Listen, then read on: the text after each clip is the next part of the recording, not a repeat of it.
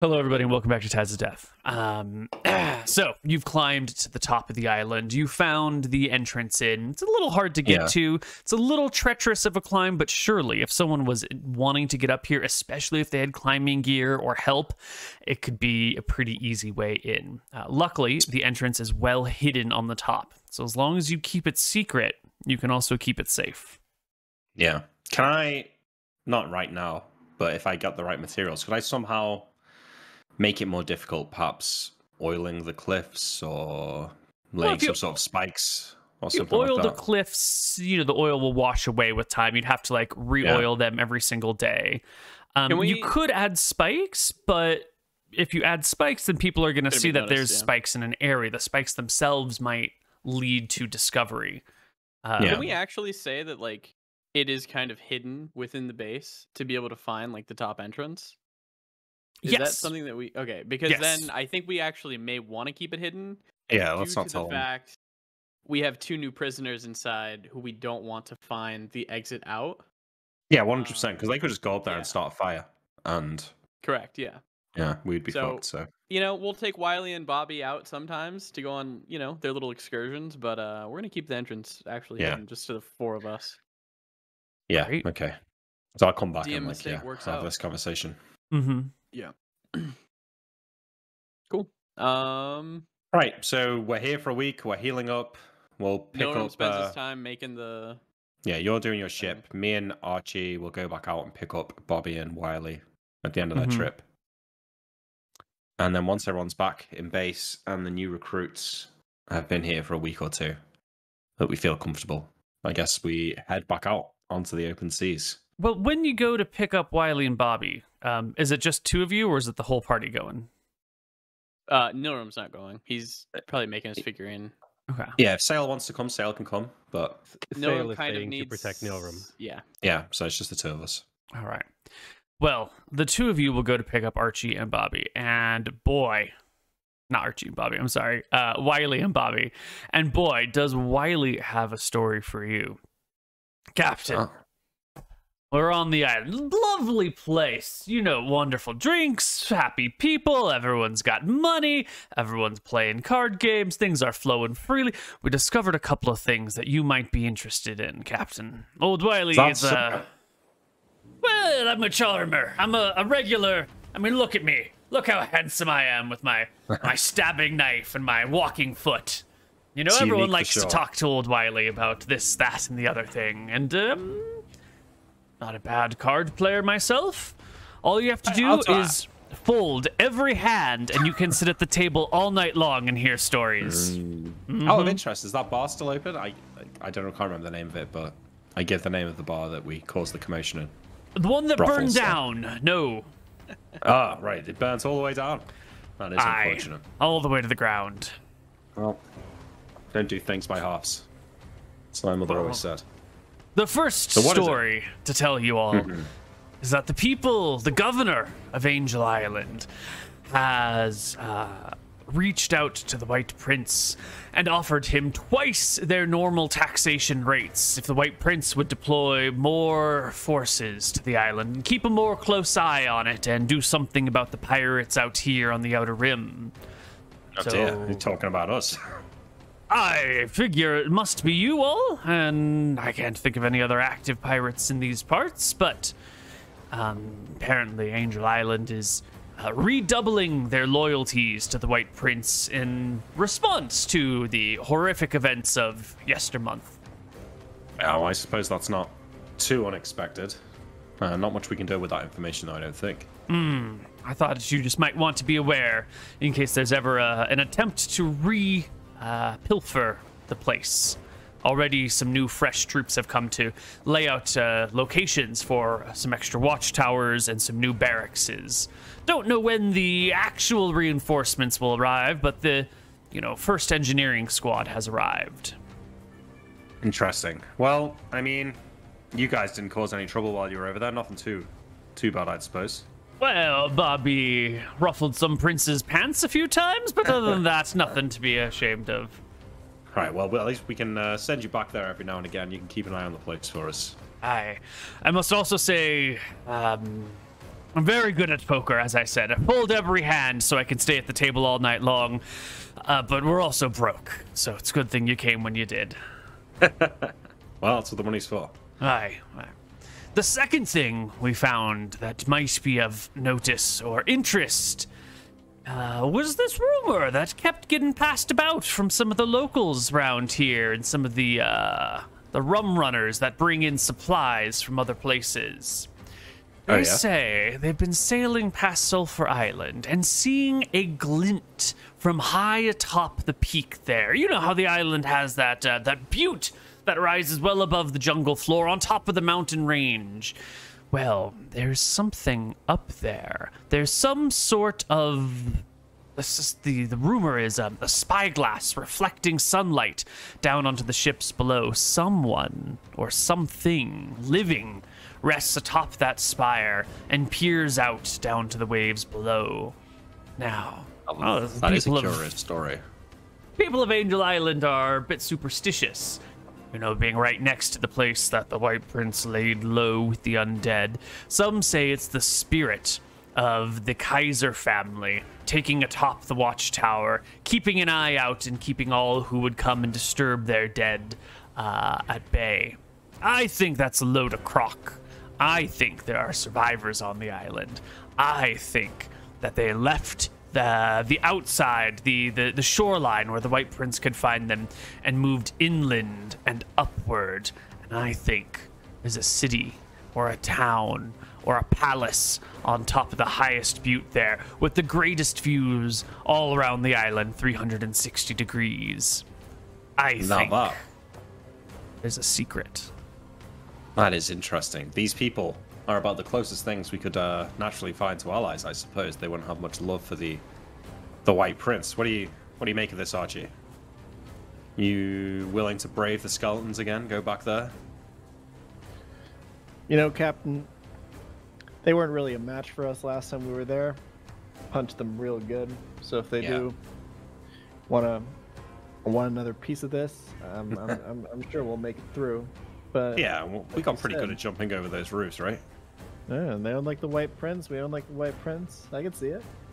Sale might be interested in it. All right, well, Wiley, hey, good work, and I think that's 40 gold well spent. So, unfortunately, while you've been gone, the cleaning has stacked up, Bobby. So there will be some work for you, but hopefully now you're feeling nice and refreshed. You know, you understand how generous we are. Going from polishing knobs to polishing floors, Bobby. You're a good worker. Bobby gives a sheepish grin and sits down while the spectral rowers propel your ship forward through the water. All right, yeah. So we sail back now. Oh no, Wiley's seen that before. Never mind. I think on this. They have, yes. They've all seen it. Right. The whole party gathers together back at your secret base near Port Ferris, near Flotsam Island. Yeah. All right. Once everyone's together and we've shown Wiley and Bobby back to their rooms and sort of got everything settled in, we'll all catch up for food that evening. Mm-hmm. And I'll explain what. Oh, I'll let Wiley tell the story, so you can tell it just as like that, and then you'll say so. So, what do you think? This sounds pretty interesting. There's no immediate promise of loot, but we've got plenty of coin, but not many friends. So maybe this could help with the latter there. Might be something you're interested in, Sale. Yeah, it sounds very interesting. If we could... It seems like a very thin lead. I mean, a glint on the top of an island. I'm not sure what it could be. I also got a little bit of information, and I'll tell them the story that the... I can't remember the guy's name. About Bale, like though? The brother... something? Brother Brody? Brody, yes. I think it was. Brother Brody. Brophy. I'll tell them the story that Brother Brophy told me about my brother Bale. I think he was in Port Prince was the last time he saw him, and stuff like that. Your brother, Sale? Well, what year did you see him? How long ago was this? I asked Brody. A few years back. 5 or 6 years ago, I think, is the last time I saw him. I don't know how long we were trapped together. I felt like decades underground, but he shrugs. What year was it? What year is it now? I'll ask him just. Why, it's been 1,512 years since the gods saw fit to bring the chaos to the land, since they split Arcadia, and since the storms rose, mountains rose and the storms came. Does that track to what we, Yeah. would assume? Okay. So no time shenanigans. No, Sale, you and your brother are both from Arcadia, correct? Yeah, we were born and raised there, and our whole family is from there, although not much remains of our family. I think it's just us, and I assume by now my mother is dead. Yeah, we're from Arcadia. Yeah. Brody, this chap, this Bale chap, he speak with an accent? Aye. Sound like Sale? Sound like me? Close enough. Maybe it really is him, Sale. That's the whole reason you're here, isn't it? At least it was. I like sigh reluctantly. It's like, I mean, I guess I'm here to save my brother. That's what you told me on the docks in Redport. Hate to think you lied to me. It's why I'm here, but it's not. I don't. Not much love is lost between me and my brother. I see. Well, if we're going after our life goals, Mr. Brophy, do you know anything about the Fountain of Youth? Noah asked sarcastically. He shakes his head, but Wiley kicks a foot up on the table and goes, "You don't know the secrets of the Fountain of Youth? Why, it's a tale as old as time around here. How do you think the White Prince continues to rule generation after generation, despite him being human-born? His life has been unnaturally extended." I hadn't realized this fella had been around so long. How long has he been in charge? He's been ruling the Dardanelles for 80-something years now, but even before he came to power, he was before he came to rule, he was a old man. Now, I mean, I don't know for certain, but he must be at least 120 years old. Seems to me, from what I've seen, he's a necromancer. Or he's just half elf. Yeah, elves around I bring here. up the necromancer due to the fact of what we've seen, Captain. You can't be a necromancer and a cleric of Astaire at the same time, right? You know that this man's a cleric? I don't think he's a cleric of Astaire. Well, if he is, can Astaire grant longer life? Gods can do as they please, I think. They haven't. Would be a... They limited the lifespan of humans for a reason. They know we're the greatest species of all. The most cunning and crafty, wisest and most intelligent, able to take on any tasks, most adaptable to every environment. But they cursed us with such short lives. Wiley, you sound like you've read a lot more books than your life would suggest. How do you even turn pages with that hand of yours? I don't read. I listen. I keep my ears open. You know, the gods gave us 2 ears and 1 mouth for a reason. You listen twice as much as you speak. That's very wise. I read it in a self-help book once. See, I'm the opposite. I can't stop talking and my eyes are terrible. Well, is it decided we'll go to Sulphur Island again tomorrow? Well, where do you say Brophy, where do you say this Bale chap is? Princeport? Where's that? Yeah. Saw him last in Princeport years back. It's in the Midlands. Ah. So, Well, another one. I want for another day, perhaps, Sale. Yeah, perhaps. But at the very least, we're on the same page that maybe there'd be someone useful there. Yeah. Although he might not be happy to see me, considering I'm the reason he still was in prison for so long. Was he in prison when you last saw him, Brophy? No, we had gotten out together. Released because no one was there to pay either of our ransoms for however long we were trapped in that pit together, that hellhole of a pit. He didn't just cut your throats. You know, someone keeps you captive for so many years, and eventually when they find you're not worth anything, they just let you go. It's a kindness. You grow to know him after all that time. I suppose. We were kept somewhere on the same island as Port Prince, up in the mountains. And we came down, followed the river, got to the big lake, and followed that down to to the city. All right, well, you keep that information up, though. We might need it one day, but for now, I think we'll stick to the outer rim. Yeah, I agree. I think Sulphur Island might be a good target here, especially because we've already been there. We know the lay of the land. We know at least most of the threats that face us there are basically, the undead. Who I think, pointed Archie. I think he can deal with them pretty well. Yeah, well, if you recall, they didn't wake up straight away. We might be able to run through the town before they get up. I'm putting the Kaiser family book on my sheet. I think if there are Kaisers on the island, this will be a wealth of knowledge for us to talk to them about. So. Did we get the family seal as well, Koibu? I can't. Did we get like a sigil or like a ring? I don't have it on the party sheet or on my sheet, so I don't think we did. I don't think so. Okay.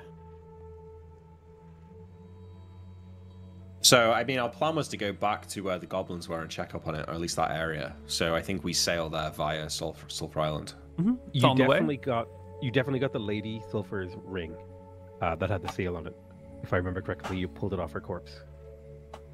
I mean, that was a fanciful ring, but it was a. I don't think it was like it wasn't like a signet ring, but it was like a wealthy. No, did we keep that? Or did we give that to Nightingale? We have a platinum necklace with sapphire and diamonds on our sheet. I think we gave that away to Nightingale. Oh, well, never mind then. Sorry, I misremembered. No, it's right. Could I bring the children's book with me to practice reading while I'm sailing? Absolutely. Awesome.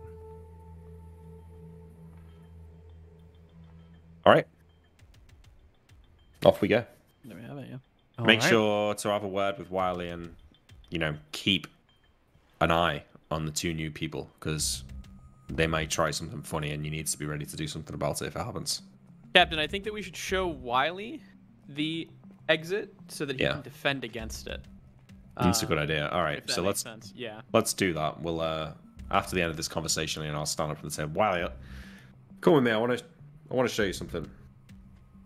I come. And I'll take along him up. with you. I guess I'll pull the candlestick or something that makes the secret door open. The wall it is a specific brick, maybe 6 feet off the ground, that needs to be pushed in, and then there's a latch behind it that turns the wall. Now I quickly come in and I'll go in and close it behind me. We found this while we were searching. This is a way out. It's not locked by the magic spell. I'm showing you because while we're away, there's a chance that somebody might try this or find it. You need to make sure that, first off, that Bobby and the others don't find this thing and don't tell them about it. And also, if there's a weakness to this place, it's here. So just wanted you to be aware. I don't suppose you're going to make a run for it anywhere, which is why I'm telling you. He regards you for a moment before placing the flat of his knife blade on your shoulder. I'm glad you trust me, Captain. It's a weird thing being on the bottom of the totem pole after being on the top for so long, but I'm glad to have earned your trust. You're not on the bottom of the totem pole, Wiley. You're in the least, well, easily the top 4 rungs. I give him a nod. Oh? I'm just joshing with the others, but I consider you one of the main crew here. The other 3, they're prisoners. You're not a prisoner.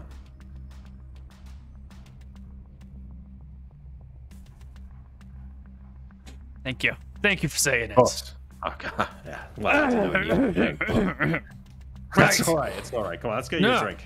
The seas and winches and storms. Aye.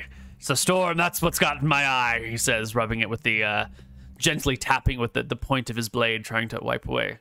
Sure. It's the love of a woman while you're on Angel Isle, I'm sure. Brings out the emotions in you. He just grumbles under his breath uncomfortably for a little while.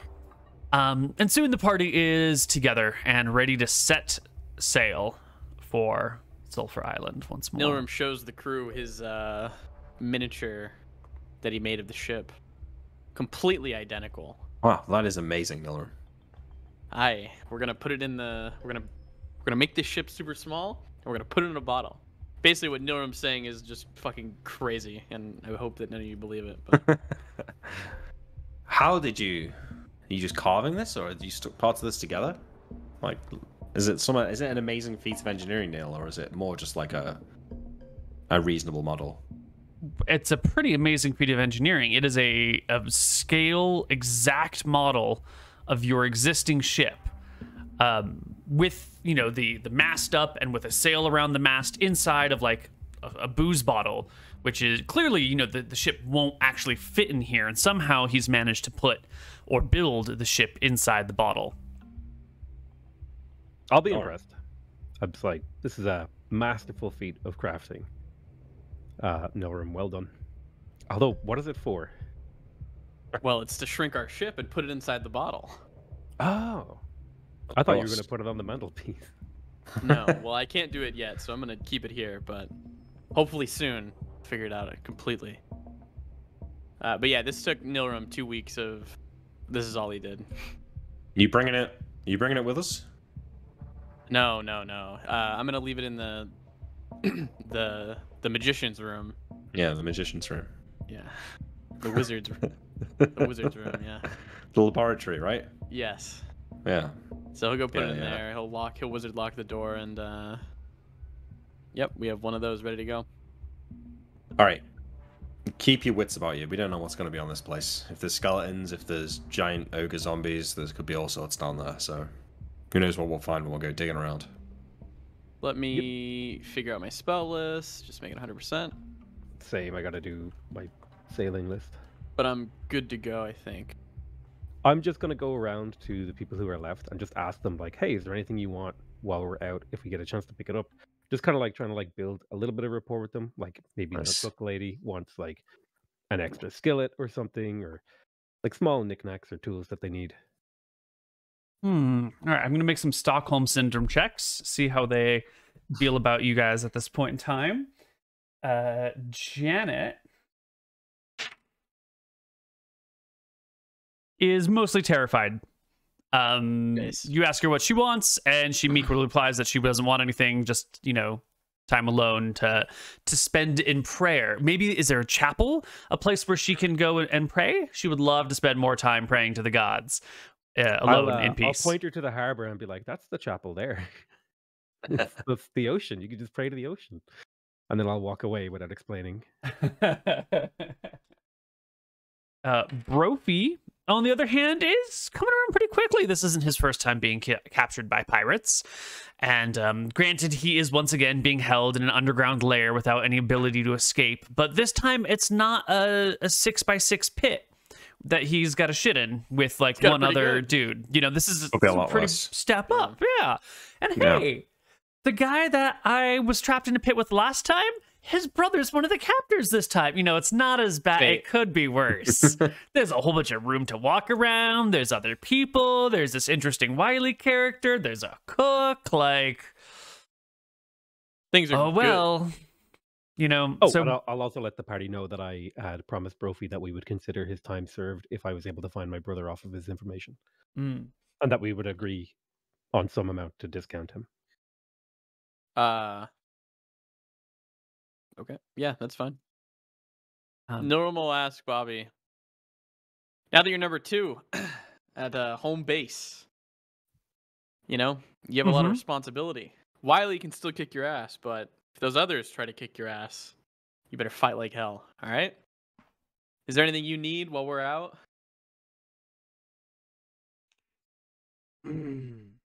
Number 2? A cudgel. A good cudgel.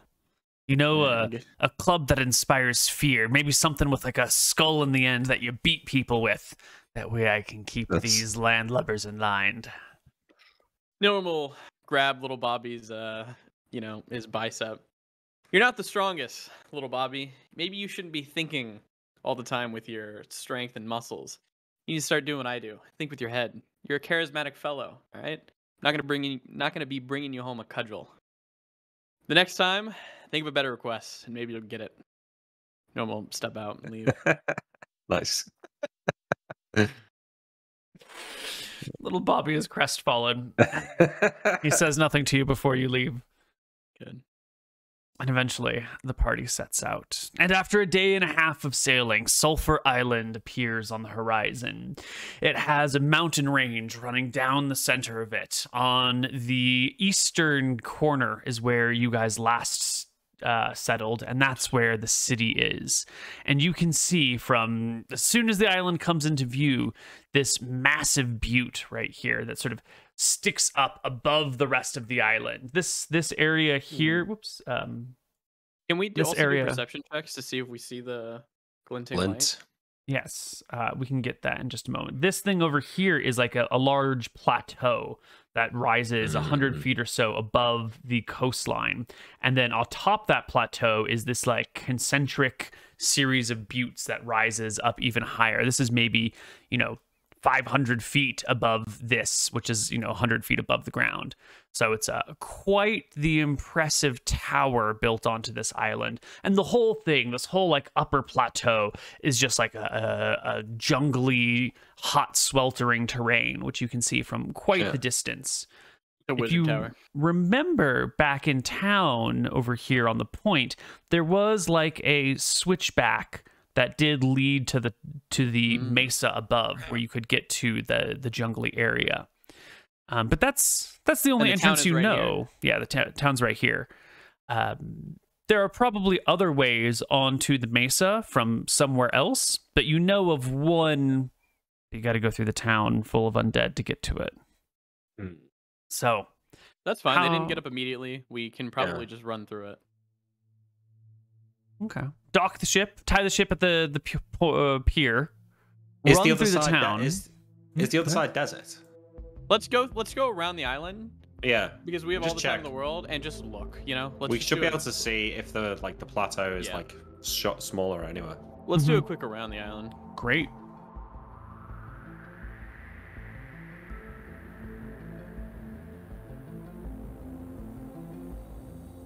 Okay. So you go all the way around the island to get a good view of it. This northern side over here is mostly like sort of grassland with some scattered trees and forest around it. There's enough trees that you can't really see what the inside looks like. You can see maybe, a mile along the coastline as you go around. And then beyond that... excuse me? What type of trees? Are these like oak sprawling, trees? Like redwood trees? Okay. Yeah. So not super tall, but they do have like very wide tops. And they're scattered enough that you can see between them fairly easily, like they wouldn't get in the way of traveling. But they do, after like a mile of oak trees, block any further inland vision. What about when we get to this corner here? Do I see the canopy rise up like 100 feet or? Yeah. Wait. You do see the mesa, which is still like about 100 feet off the ground, the sea level. Yes. And then there's another set of mountains right here, right? But at no point did the mesa seem lower than 100 feet as we circle the island. Right. Yeah, it feels very much like one just like lifting up of earth, and it's now just a flat section, 100 feet off the ground. Well, I don't think we can... So having got back around to the dock, I'll say I don't think we can waste the time looking around the whole island for another switchback. We know where one is. We should just go to that. I agree with that. Did we see anything else of interest going around the island? There is a river that leads out over here, and there's another river that exits over here. Which for some reason... Saleable now. Well, you have a pretty shallow boat. This type of boat is actually workable going up rivers. It would be a different experience paddling up the rivers. You might at some point come across a sandbar or a rocky area that is too thin to pass, or you could be able to sail all the way up the river. You'd have to go up to find out. I'll ask the captain if he wants to. I am interested in it. Might be something in that lake.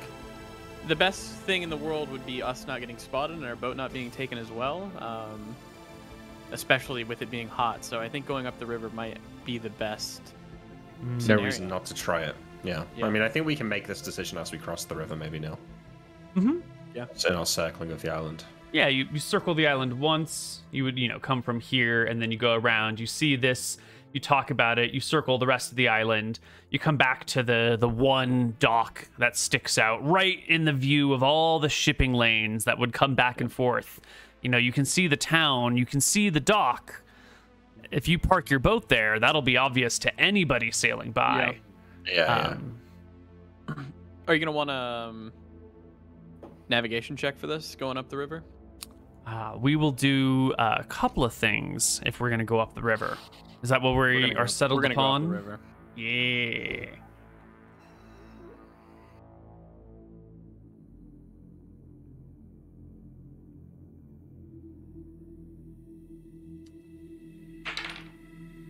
All right. You can put your boat into the water and with your spectral rowers propel up the river.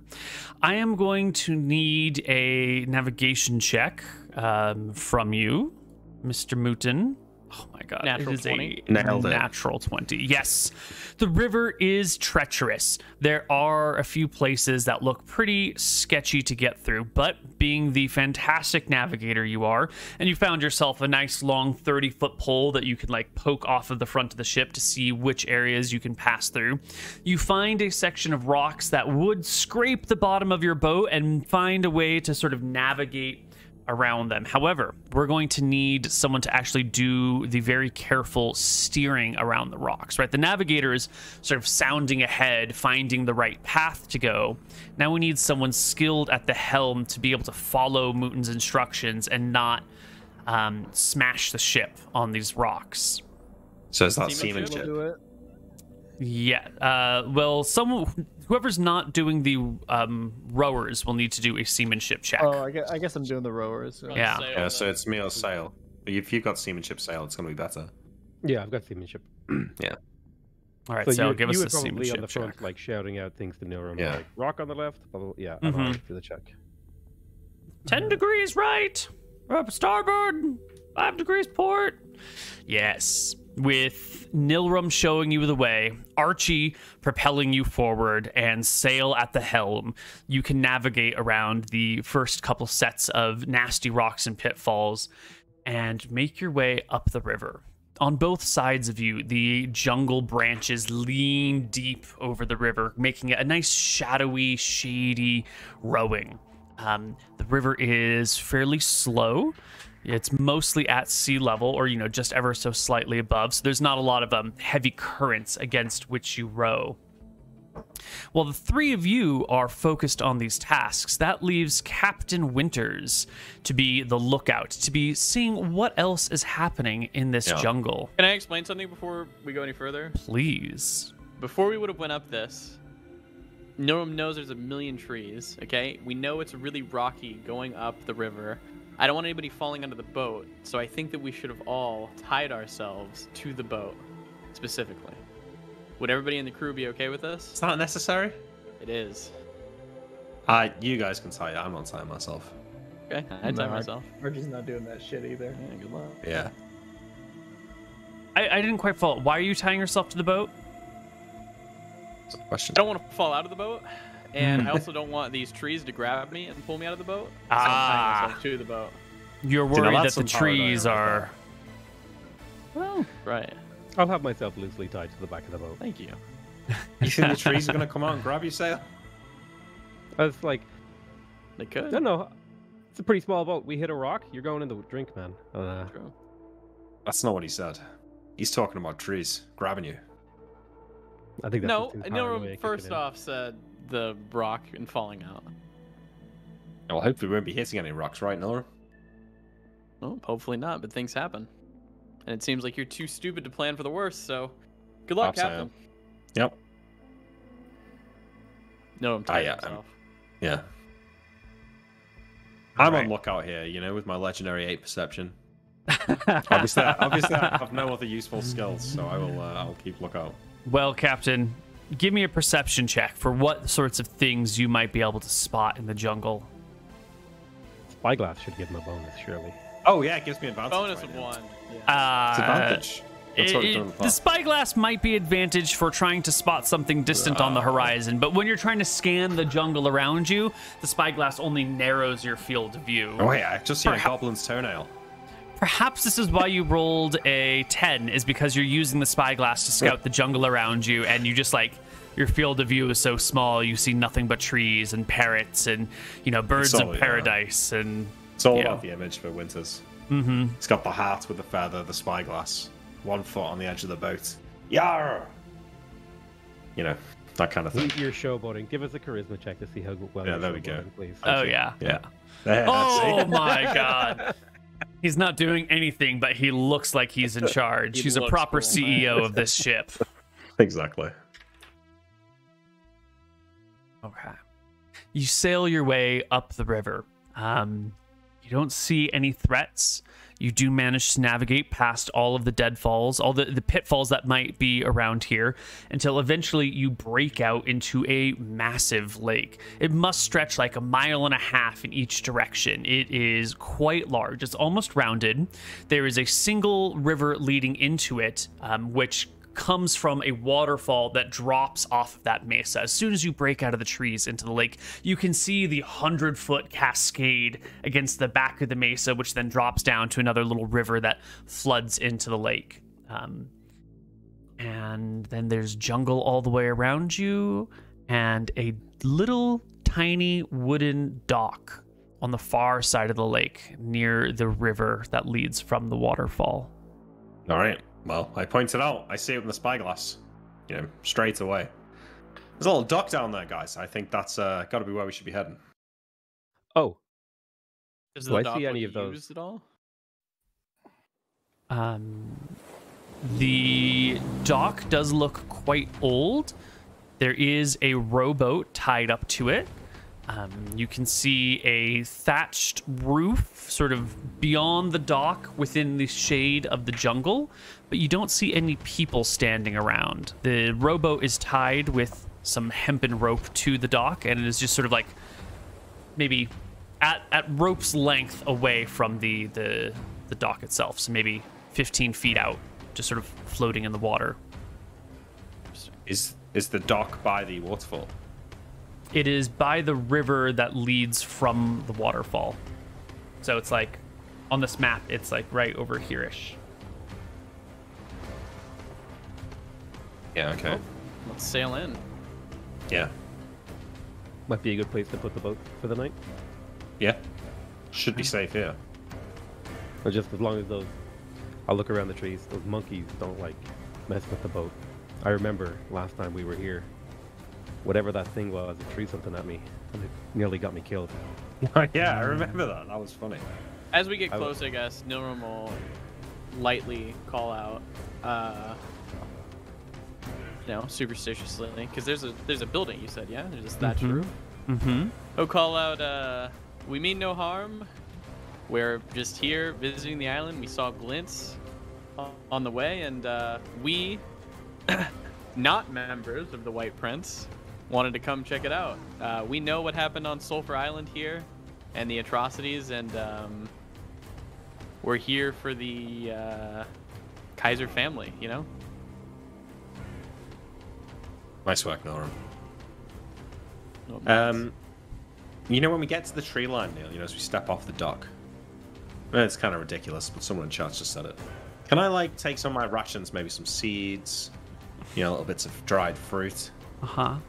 Try and get maybe a little parrot to come down and hang out for a bit, eat some seeds and that. You want to try and attract some of the local wildlife to you? Just a parrot. that sounds like a genius idea. If I see a parrot in a tree, I'm just going to offer it, some seeds and that. I'm not expecting to take it home with me. Just getting used to them. Well, as you get to the dock, the first thing you see is there is a corpse in that rowboat, a skeletal corpse of a person. They are laying down in it.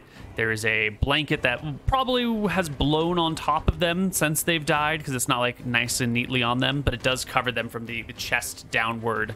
And out above their head are the outstretched, rotted away skeletal arms. Naught but white bone remain, all the flesh having been eaten away by scavengers, insects. This isn't our old rowboat, is it? Or was that guy who escaped on our rowboat? Yeah. There was a person who escaped on your rowboat. This rowboat does not look like it, unless it has somehow been affected by a great amount of time since you last departed. Yeah. It holds together still. It does still hold water. There's a little bit of water inside of it, probably from rain having come down, and it just sort of has this older aesthetic to it. Sure. Well, I'll it's no search the use to rowboat. us. And How long does the body look dead? By the way? Yeah. It's been turned to bone, so it's many months to, decades, years. At a certain point, it becomes hard to identify the age of a corpse. Nilrim, if you go and poking around on that, just be careful. That thing might wake up. I know. Nilrim carefully searches, getting ready to jump away if it moves. Well, you've pulled your boat to the dock, and you've tied to it in order for Nilrim to hop out and pull the rowboat over and inspect it. So why don't we take our first break as Nilrim cautiously leans over the rowboat and begins to inspect the skeleton there. We'll come back on the other side of our break with a little more Tides of Death. Second break. Hello, everybody, and welcome back to Tides of Death. Nilrim, you reach into the boat. Cautiously, carefully, and he's expecting the skeleton to come alive. But yeah. But what is it that you're attempting to do? Check around. Yeah. You can reach the skeleton. You can pull back the blanket and find nothing but rotted skeleton underneath. The hull of the boat here sort of deep with water and slick with algae. But the skeleton does not arouse. It does not move. It does not fight. Are there any rings on him, like identifiers? Is there, I'm looking there's around the for, like, rotted remains of a belt buckle. The leather long ago having been eaten or worn away, and just the rusted lock of the belt buckle still around his waist. You can tell because it's a male because of the small hips. Anything in there, Nilrim? I look, nothing else is in here. A broken oar, some rotted bags with nothing left in them at all. Empty flask? Broken glass. Okay, he died drinking. That's good. I shake my head. Doesn't look like there's anything in here. All right, there's a few more buildings around here. Let's go take a look, and then let's see if we can... If there's a town here, there's probably a way up the mesa from down here somewhere. And on. Can I inspect the corpse and just see if I can ascertain if there's a very obvious way he died, like a crack to the skull, or using anatomy, ideally? Yeah, give me your anatomy check, please. 21 is a success. Whatever cause of death this was left no marks on the bones. It must have been soft tissue damage or poison or old age or alcoholism. Maybe something ripped open his throat. Maybe he starved. Yeah.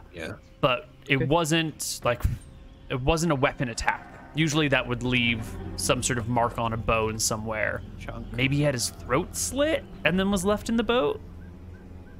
Who knows? We go and check the hatch. Yeah, all right. Let's look around. Oh, you want to check the hatch on the boat? Oh, no. I thought there was a thatch. Sorry, I meant thatch. Yes, the thatched building nearby. Yeah. Yeah. You walk up towards the building, and very quickly you notice that there is a section of ground here that has been broken away. Once upon a time, this had been some sort of pit trap that has been activated some time ago. The branches that lean over are snapped down inside, and below there are some spikes with some water in it, and you can see the scattered remains of a small creature in here, some sort of bipedal monstery thing, like a large bird, just down here. Yeah, dead. Long dead. Its remains have been picked away. Its bones have been scattered, probably by snakes that have slipped down there, or other creatures that have crawled down to eat it and then left the bones behind. Like it died in the pit trap? Yeah, it fell through the pit trap and then was died, and then has been just sitting there for a long time. Well, keep your eyes out for traps, I guess. Yeah, there might be more of them. Is the trap big enough, say, for a human to fall into it? Oh yeah, it looks like a man trap, as we might call them. Okay, well, we go around it. Mm-hmm. Poking. Yeah, it's easy to avoid. Most of the ground here looks pretty solid. And I poke everywhere. You poke, tap. The classic. Yeah. You can make your way to the village, to this thatched roof building. The door is stuck open. like pushed into the building and then like sort of off kilter so it doesn't close anymore. And you can see there is a very large triangle carved in the front of the door with a little ring on each corner of the triangle. The unmistakable symbol of Astaire, god of order, god of law. Well, Loser looks god. Looks like the White Prince got to these guys as well. Should we go in? Or should we just go up to the butte? Yeah. Well, we don't know the way up. Let's have a look what's here.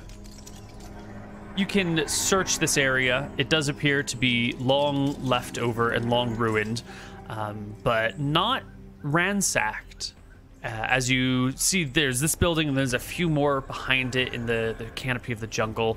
And digging around through these things, you will actually find what appears to be 60 pieces of silver, 10 pieces of gold, and 100 pieces of copper, sort of tucked away. You know, this in this drawer, this in like a hiding spot behind this, behind a loose floorboard over here. Whatever little money this village had. Pocket change to on. Can we get like the make? All coins are impounded, like with like a symbol or like where it's from. Yeah. What? Yes. Where are we at? These seem to be pretty mixed coinage in here. Some of them look like they have symbols of Arcadia on them, of the great Eridonian kings and queens. Some of them are old coins from the Dardanelles, back from before the rise of the White Prince. A few of them are so exotic as to not be able to tell where they would have been from, but they're all about, you know, the same size, just different things stamped on them. A couple of them even look to be elven. A handful of the coppers look to be dwarven. Big scattering. All right, I mean, I add them to the party sheet, but let's just remember that we've got coins from other places if we need them. That is interesting and nice to have, yeah. Why would they even have all these coins like this here? Don't know. Trade could bring coins from many places. Do we see any of these coins in circulation at the moment? Like, or is everything White Prince currency? No, you do see various coinages in circulation here. White Prince coinage is the most prominent. It appears that the White Prince has either been trying to remove the other ones from circulation or like melting them down and restriking them so that his image is on each coin. All the coins from the Dardanelles have like the profile image of the White Prince on one side, and when you flip it over, it has the triangle of Astaire on the backside. Like the Queen, yeah. Is there a path then? If we've searched? Yes, there is some semblance of a path. It's overgrown by now, but you can see what was once a path by some like old railings that are still in place, that like, and a small little footbridge that goes over a little creek. These things do tend to wind in the direction of the waterfall. Yeah, all right. Let's check it out. Maybe there's something behind the waterfall. Always check behind waterfalls. Yeah. You know, if there's video games to know. If there's nothing behind the waterfall, then it's a shitty game that isn't doing things right. And if there is something behind the waterfall, then it's a dumb trope and they're dumb for doing it. It's You can't win, Neil. No, you can't. Nope. If there's a waterfall, you've already fucked up. Yep. But a water elemental behind it. That's quite good. Yeah, check. You just get killed. It's not a waterfall. It's just a giant piss stream. Who's in the front of the party as you go through the jungle? The captain. I am, yeah, of course. I am. Oh, okay, yeah. No, it's probably third. Sales well, Sale and Archie put themselves. Yeah, Archie. Sale can be at the back. Yeah, I'd be at the back. All right. Our party winds through this area. It turns into a small little, not quite a canyon, but like next to an old dry river creek bed that you are walking along as you come through the jungle. And can I get perception checks at disadvantage from everyone in the party? That means roll them twice and take the worst one. The jungle here is dense and thick, and there are a lot of noises from creatures about, which makes it hard to spot anything that might be coming through, unless you are the mighty, mighty wizard Nilrum, who perceives all things as they happen in real time. Nilrum, you've noticed that birds nearby have grown a little bit more quiet. everything else is much as it was before, but everything around you has just gotten a little bit more still, uncomfortably so. It's setting off flags in the back of your mind. This What does can't that be tell safe. Norm? There must be something that has scared the local wildlife.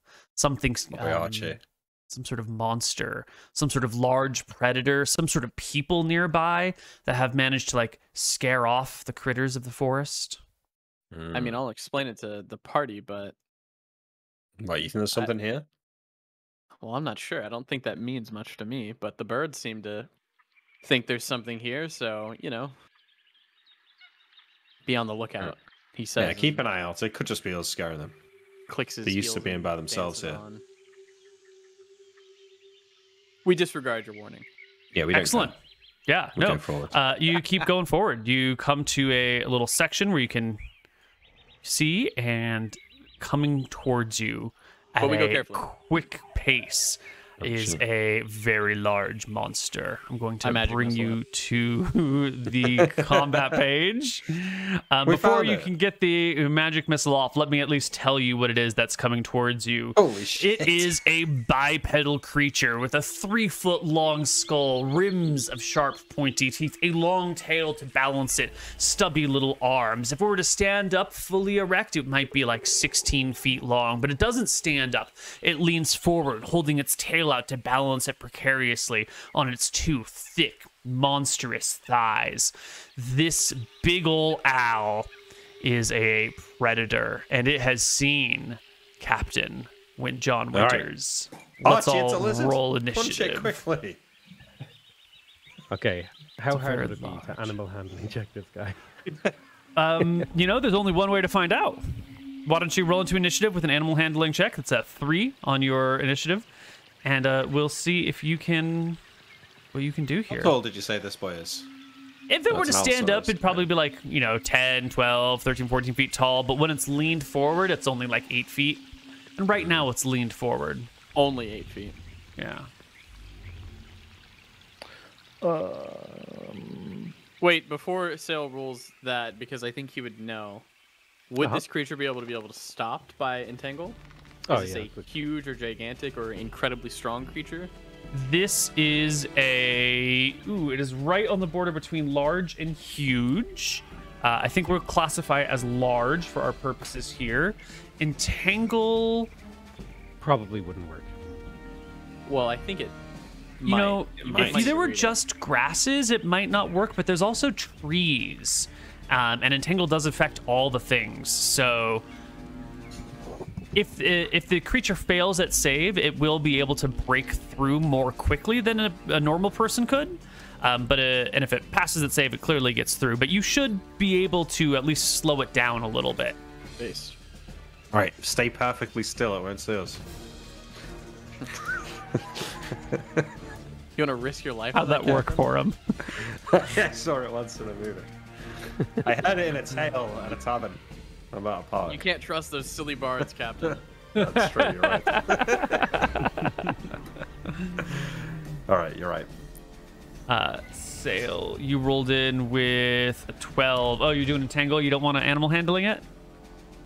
You know what? This thing is huge, and I don't have animal handling proficient, so I'll just try to entangle it. Based. Those are some wise decisions you've made there. Snilrum, you are at the top of the initiative order. 9 damage. Pop, pop, pop. Magic Notice finger missiles guns. unleash and poke through this creature. One through the chest, one through the face, another through the big, massive tail behind it. It lets out a frustrated roar as No, you blows his hit it. fingers.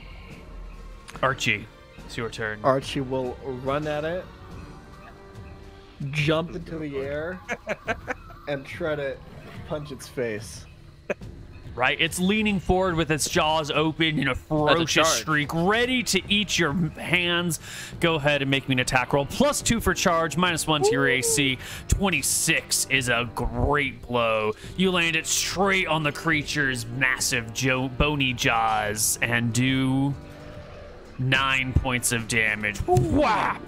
One blow Wait. to the creature. I Land won't think it'll on make the a ground, difference. Sorry, go ahead. squat down, and jump up again to give it an uppercut. right underneath it. You snap its head upwards. Oh my god, Archie! With the magic missiles and the 2 serious blows to the creature's head, it is looking dazed, confused, but it's also hungry and Wait, mad. just to make sure though, I don't think Archie should be rolling at +9, should he? He gets 4, and Fourth level, 3 is from mastery. 7. I think the 2 is including the charge, so that would be 9. Okay. Yeah. Yeah. All right. Did That you like seems- charge or something, right? I No, did it's not 4 know from what that's gonna be. level. Proof of mastery. Oh, there's a blessing enabled in here for some reason. So yeah. 2 from level, 4 from level, 1 from strength, 3 from mastery should bring us to 8. 4, 5, 8. Yeah, that's correct. And then another 2. So yeah, that's all perfect. Your damage is great and terrible, but big ol' Al over here will chomp right back at you with his teeth. The 10. Ugh. Miss. It's a weak blow. His jaws don't work so well anymore after having cracked with a large set of brass knuckles. And bringing the tail around to the side, he will get it caught on a tree and cannot get you with tail nor with jaw, Captain John Winters.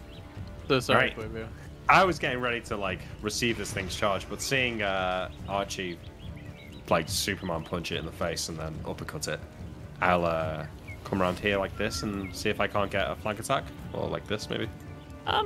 Probably not. No, the creature is too big and its mouth is too... The range is too wide. If you were to get it anywhere within this striking range, you'd be like provoking attack of opportunity. So, frontal All only. That's it. You thrust with the rapier, finding one of those already wounded and weakened spots hit by Archie, doing no additional significant damage, but irritating the creature. Sail. And 11 with a Oh. dagger. Nope. No dice. No. Yeah, Nothing but thin air. I was casting Entangle, and I kind of see the lizard get messed up, and now I'm kind of regretting casting Entangle because I'm like, seems a bit pointless. But Yeah. regardless, I'll probably like cast it in this general area. Yeah. You throw down a nice big old zone of entanglement. The creature will make a saving throw. Its legs caught these trees right around here just lean over and start to grasp onto it. And that is when you hear the shrill, like clawing, shrieking sound, sort of like of other smaller monsters in the nearby area, which are now rolling into initiative for the next round. Will everyone please roll me initiative for round 2? It's the reserve monsters if you kill the Allosaurus in like one round. Yeah. There's like, okay, fuck you guys, there's 12 raptors. I'm gonna roll. Tell me if this is fine. Norm's gonna wait 3, and then he's gonna roll in for magic missile. But I want to hit the reserve monsters that are coming in. So is that fine? At rolling +4 for a magic missile instead of 1? Because he'll wait for a little bit and then he'll go. Or do you just want me to go at the end of the turn? I Still the like same what as you're holding a doing. Spell, Neil. Yeah. Right, I like what you're doing. The 2E has this whole concept of if you are hit before your initiative comes up, you lose your spell, and so it sort of does prevent spells from I'm being cool with losing readied. my spell. I just want to be able to see them, if that makes sense. If that's cool. Got it. Okay. And Yeah. So you yes, are yes, you can slow down the casting time of your spell just by adding more to your initiative, but you'll still be interrupted if you're hit first. Yeah, that's fine. Yep. great. Yeah. I'm What were you saying, Zale? I'm specifically like readying an attack to block, I guess, to like protect me and Milram. So I'll like try to get close to him and protect both of us. Perfect. Okay. Did everyone roll their initiative? Everyone except for the raptor, or the Allosaurus did. Don't worry, he's dead. Big ol' Al. Okay. We will start off the second round. Coming in from up top are these much smaller scavenger bipedal creatures. They have Where's my artwork? They look something like this. Oh, little compy raptors. Oh. Like that. Oh, they do have feathers. Mm-hmm. They got long, strong legs, long tail, big jaws, and the sort of like protective colored feathering all over them, probably for, attracting mates, for insulating against warmth, and for a little added protection against their gentle skin. The first 3 of these creatures are going I wonder to what they kind of sound like. MrMouton, can you give us an impression? no. That's not. They chirp Perfect. as they come on in. They get to a very near point of range where they can see you, but they don't immediately hop into the fray. These small scavengers look like they're waiting to pick apart the remains of whatever happens in this battle, looking Yeah, they're gonna for pick those apart this leftover motherfucker. things. Captain Winters, you're next. Get him! 16. 16 will do it. Your rapier strikes home, cutting through flesh. 5 damage. 5 damage almost does it. And then with the dagger. Oh, the dagger slashes high, but gets nowhere. More of the little raptors come on in, cocking their heads side to side, assessing the situation, looking at these people. They're small. They're sort of soft looking. They don't really look like they could defend themselves. Nilram. My turn? Mm-hmm. I'm going 1d4 plus 1 at 1, and 1d4 plus the other at the other. Minimum damage. Oof. Just enough to smack them. Boom. Probably boom and... Yeah, probably boom and boom. So this one, Right. and this one. One you bring to half HP. One you bring to 2/3 HP. Unlucky rolls, man. The creatures sort of squawk and bounce back in surprise at seeing this and wait to assess the situation. Big Al over here. Oh, he's got 2 creatures next to him. So he's going to open up with his tail again. Oh, no, he's sort of entangled. We're going to give Big Al a penalty on his attack. Since he is big enough to sort of still move through the brush, I will just give him maybe a -4 on this attack roll that he's about to roll right here. Whoosh! A 14 will come with his tail, and it sort of sweeps through in a striking motion across. Does a 14 hit either of you? I leap over the tail as it comes across. What about you, Archie? I'll do the same. I guess you both jump in leap over unison. the slow-moving giant dinosaur tail that gets caught in the branches around you. It strikes the stone, does nothing as the dinosaur reaches out with his long neck, his long teeth. Sorry, isn't that only a 10? Because you're giving a -4? Yes, it's a 4. None of it hits anything anyway. And will make a bite attack against the most recent person to have hurt him, Captain John Winters. The bite. Of course. Of course it is. 23, 19, even with the penalties from being entangled, is still going to be a hit, right? Yep. Excellent. The teeth sink into you for 13 points of damage. It grabs you with his teeth, lifts you up, kind of thrashes you, and then drops you to the ground as the whole jaw on this creature is slowly breaking and falling apart. And so what would have been a thrash and toss and gobble is like a thrash, and you fall out with the teeth and land near the side. It's eating me, Archie. It's trying to eat me. The next set of raptors will get a little bit closer. Oh, God. They Speaking smell blood. in... Yeah, they do smell blood. And they see dying creatures, and they are waiting to join in. Archie. Right, the big guy's gonna die. All right. Punch on the big guy. Oh, he's dead. That will do it. Yeah.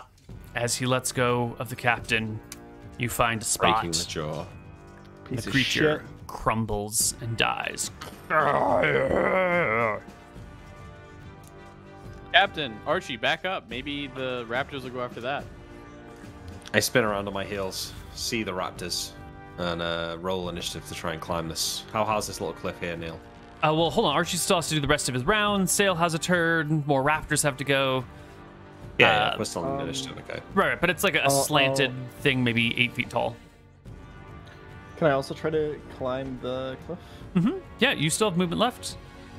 It is not difficult to climb. No check is needed, but it will take you about the rest of your turn to scramble up here. Got it. It's muddy. It comes away pretty easily. There are a couple of large rocks and some ruts sticking out of it. And it is at a bit of an incline, so up we go. Sail. I'm going to get closer to Nilrum and just hold my attack ready, I guess. Just defend Nilrum against the incoming monsters. Mhm. What a hero.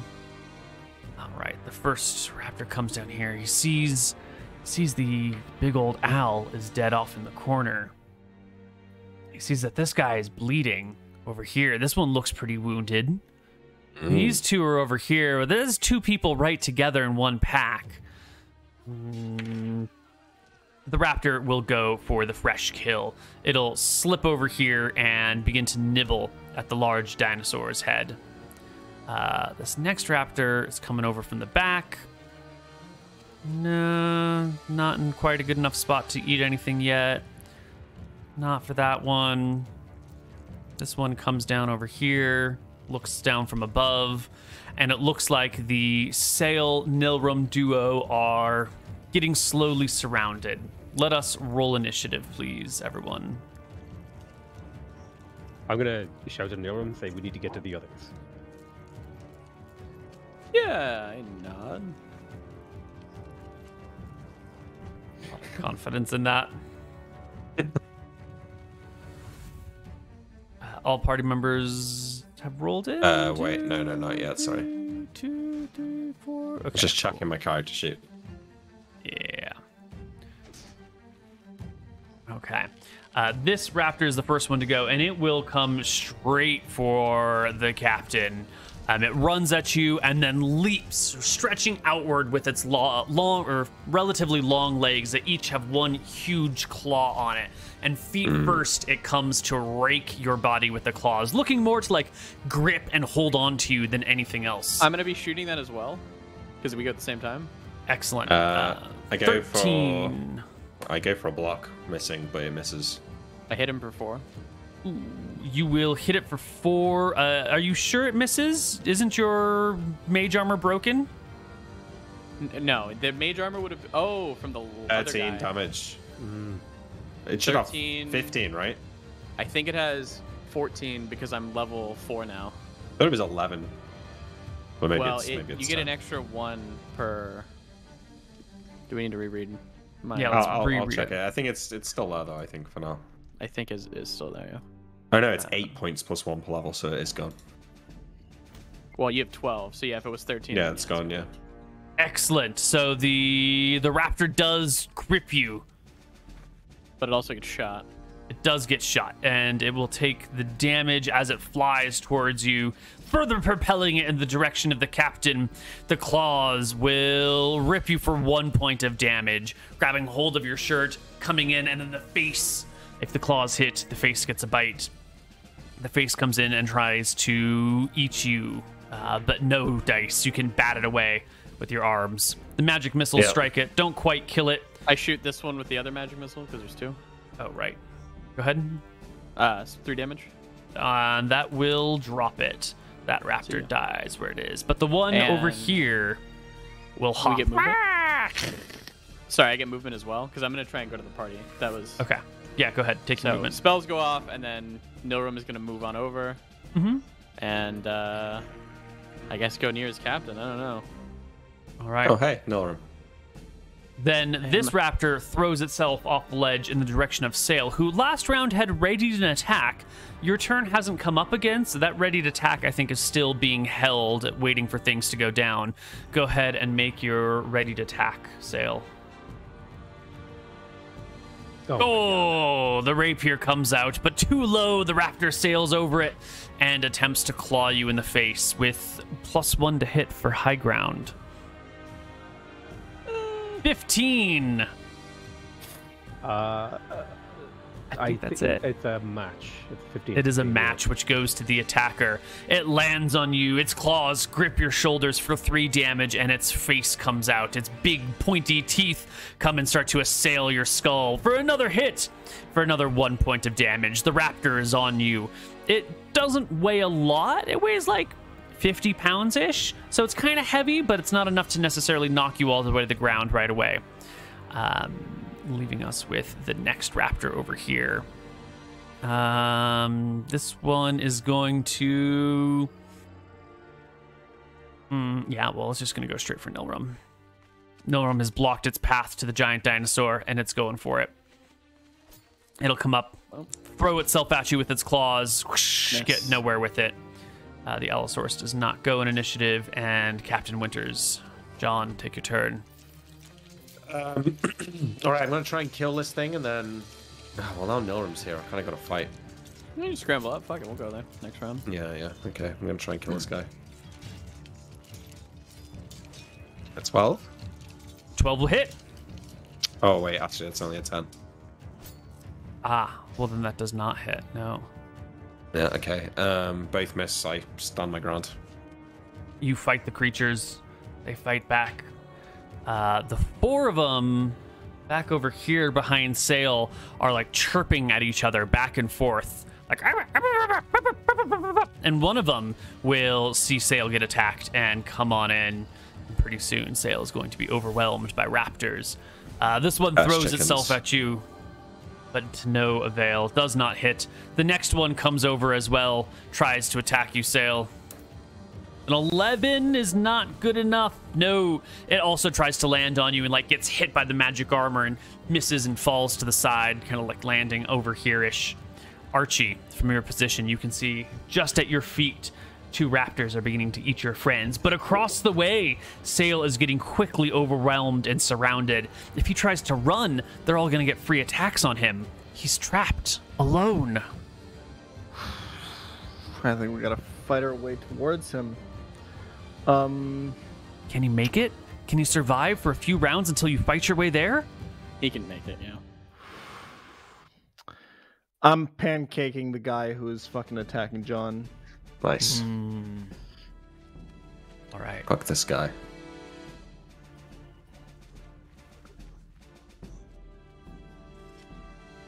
High ground, Neil. That's an 18. That is an 18. You bring the fist down and you crunch the oversized chicken beneath your hefty weight. It dies. Next punch goes on the guy next to Nilrum. That is a hit. And you cannot do less than 4 damage, and you also break this raptor in half. Archie. Thank you. You get one more... Archie. Go over there. Save Sail. Yeah, get next.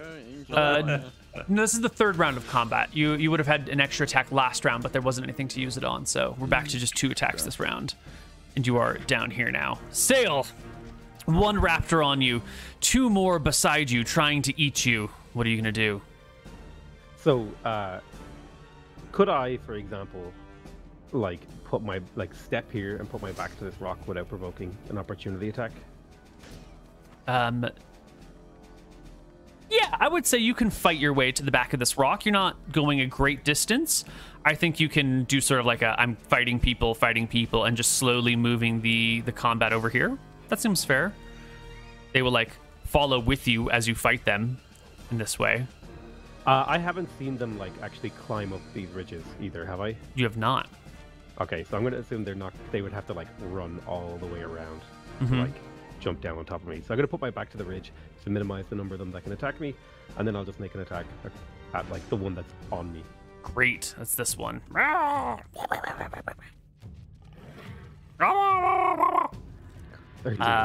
13 hits. You skewer the creature.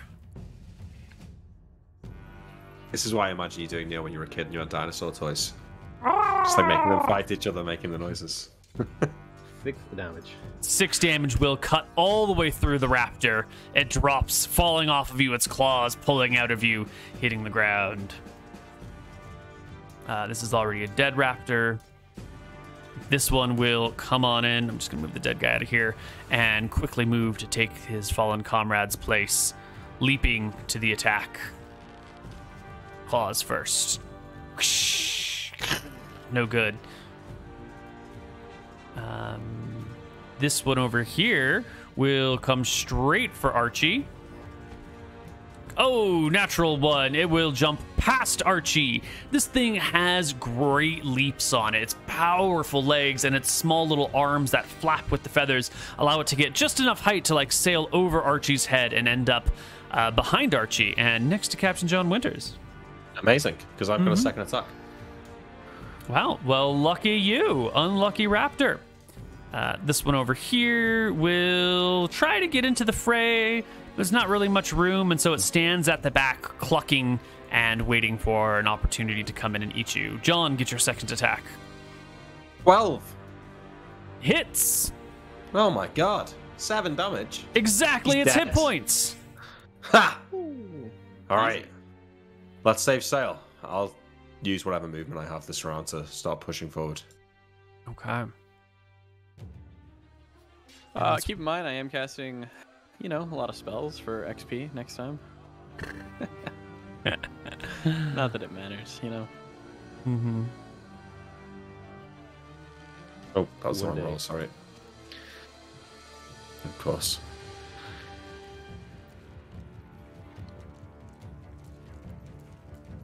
Dead one. That's a dead one. That's a dead one. That's a dead one. Okay. Nilrum, you are first. There is one raptor next to you that has been munching on this creature, but once the other raptors like showed up and started doing things, it perked up its head and it's been looking around, watching the combat, and you can see it's changing its mind. It's going to join its flock. Sorry, I had to refresh roll 20, so I'm actually at 9. Okay. Then it is not your turn. It is the two raptors on sail. Now, these guys over here in this little pack aren't so concerned about the losses on the other side of the battle map. They're just focused on what's happening here, and they will take their opportunity to attack sail. 14 and 8 are both close, but neither of them will hit you. You can fend off the creatures that make like claw attacks, darting with their head, and then leap up with their feet towards you, and you can bat them away with the side of your rapier, keeping them from mauling you. Nilrum. Okay, it would have been 4 damage to this one, and then 2 damage to the back one. Okay. 4 here. 2 here. Excellent. This raptor next to next to Sail will also try to get some claws in. 12 is no good. And Archie, it's your turn. Yes. I'm moving over here. Mm-hmm. I'll punch the low damage one first. Oh, look, he's dead. Yep. Dead. You crush it. And the other low HP one. Dead. I'm Crushed. just rolling like a god today. Yeah. Every day. It's a You problem. good, Sail? Yeah, I think I'm good. Thanks for saving me, Archie. I killed one though. Did you see it? Oh, I'm sure you did. It's your turn, Sail.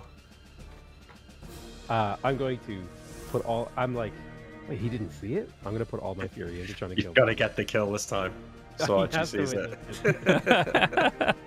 it. Yes! Critical hit! Nice. Roll me double damage. 2d6 plus 2, let's go. Dead. 10 points of damage is a pierce right through the creature's neck. The blade comes out the other side, quivering with raptor blood, and it falls limp, sliding off of your blade by the pull of its own body weight. See, The Archie, I raptor. killed one. The You one got over it, here. Sail. Oh, yeah. The one over here next to Nilrum is aware that the situation has not worked out, and it will attempt to like flee through the entangled zone because it doesn't understand the magic at all, and will just like get itself caught in the entangled zone and be stuck here. This raptor back here will fucking take off like an angry turkey. It flees through the jungle as fast as its little legs will carry it, leaving us with John. Are they faster than humans? Yes, quite a bit Absolutely. faster than humans. Okay. Can I? No, fuck it. Alright. I sheath my sword. I look around. No one else is wounded apart from me. Classic. Everyone alive? And go into Jack and room. Yeah, I I didn't think even we're get good, touched. I Captain. just dodged those guys easily. Are you good? Yeah. Yeah. Well, the big one took a chunk out of me, but I'm alright. The big one got you good, Captain. Yeah, I thought he was gonna swallow me whole. I thought for a minute there. I don't know how you do it, holds up- Archie. Archie holds up 5 fingers. 5, boys. I got 5 of them. Goddamn, including the big one. That one counts as like 5. Yeah, on that its does. own, so yeah, like, Well, let's keep going, boys. Alright, hang on. I've got 4 charges left in a healing salve that I'll just use on myself to get me up to 9. I might have a small one that you can use as well. I think we're eating good tonight. Those guys have some thick Yeah. thighs on them. Anyone Yeah. flips you a 3 charge healing salve if you want to use that. Okay. Yeah, sure. I would like to take the time to butcher one of the compies and take the best You're- prime meat. Mm-hmm. You want to eat Which these is the big things? I mean, we killed them. Of course, we're eating them. I'll like slap do my look- on the shoulder. We gotta celebrate all this kills. They do kind of look like big chickens, but do you not think all these corpses are going to attract more? I'm already cutting the good bits off. I'll be a few minutes. All right. I mean, I'm applying healing salve to myself anyway, so. Oh no, I failed to get the good bits. Rip. Well, you hack this thing apart. The organs are not quite in the right places that you would expect. The bones are strangely shaped, and you find yourself like hacking through bone instead of through the joints, which leaves all these like shattered segments within the flesh. It's kind of uncomfortable. And it's not that your best I'm only work. butchering one, by the way. I'm not like spending all day here. I'm just Right. like, seeing if I could get a steak. Okay.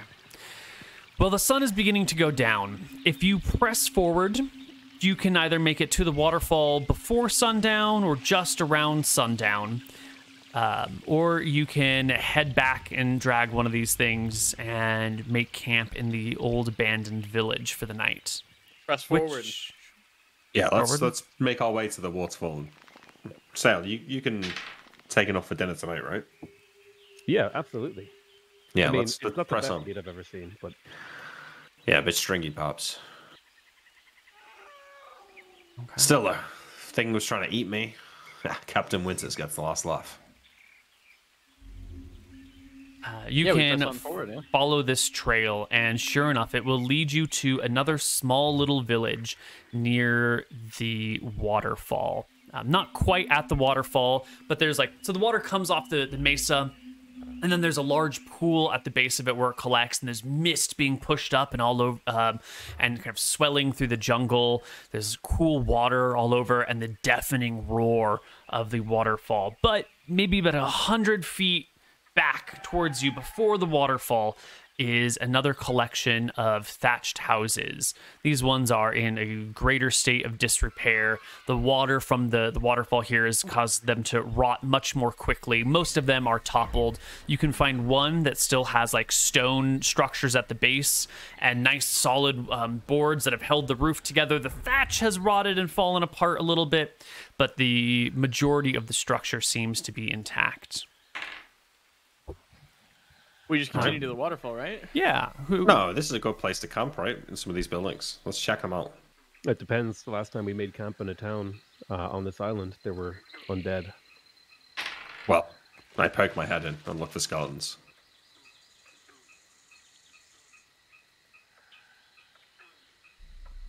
Would you make me a wisdom willpower check, Captain Actually, Winters? you don't want a dex check.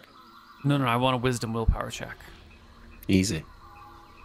You do recall the traps that you faced hours ago back in the other place, and you have been carefully reminding yourself to tap forward, and sure enough, there is a nice sturdy pit trap right before this building that your walking stick goes whoof, right through a rotted tarp. I take a step back and say, it seems the locals here were paranoid. Maybe we know why. For good reasons. I guess so, yeah. Well, it's not a reason not to camp here. It's more defensible than we thought. Yeah.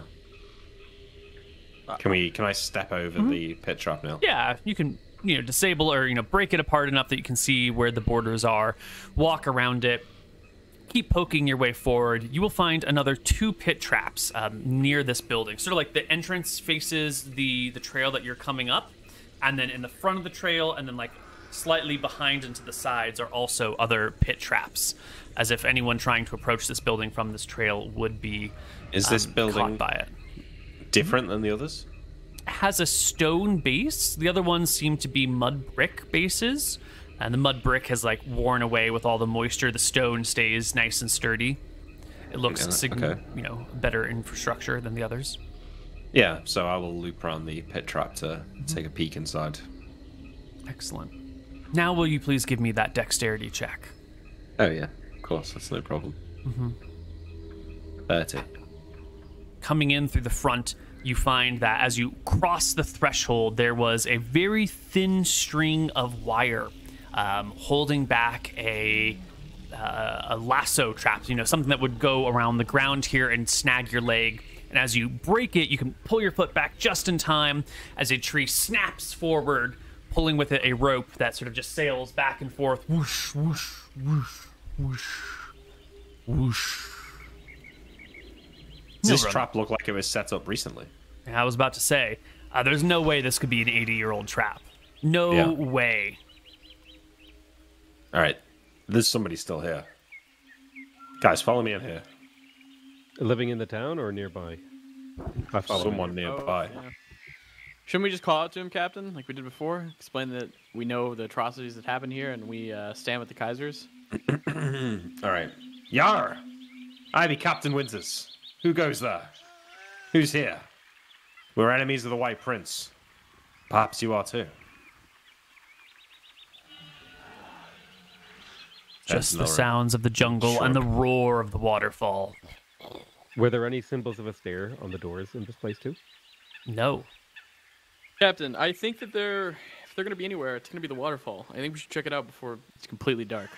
This building's important. We've got a few minutes. We can go to the waterfall tomorrow. Why not just camp here? We can go there in the morning. Because we probably want to find whoever's here first before we set camp for the night. They would know the land better than we would. We're at disadvantage until we find them. That's fine. Do you not think whoever it is still going to be here tomorrow? Oh, that I think depends. they're on going to the come for us in the night. That's what I think.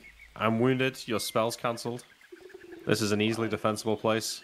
They have many spells. All right, well, I'm checking it out anyway. I still check the building. Sure.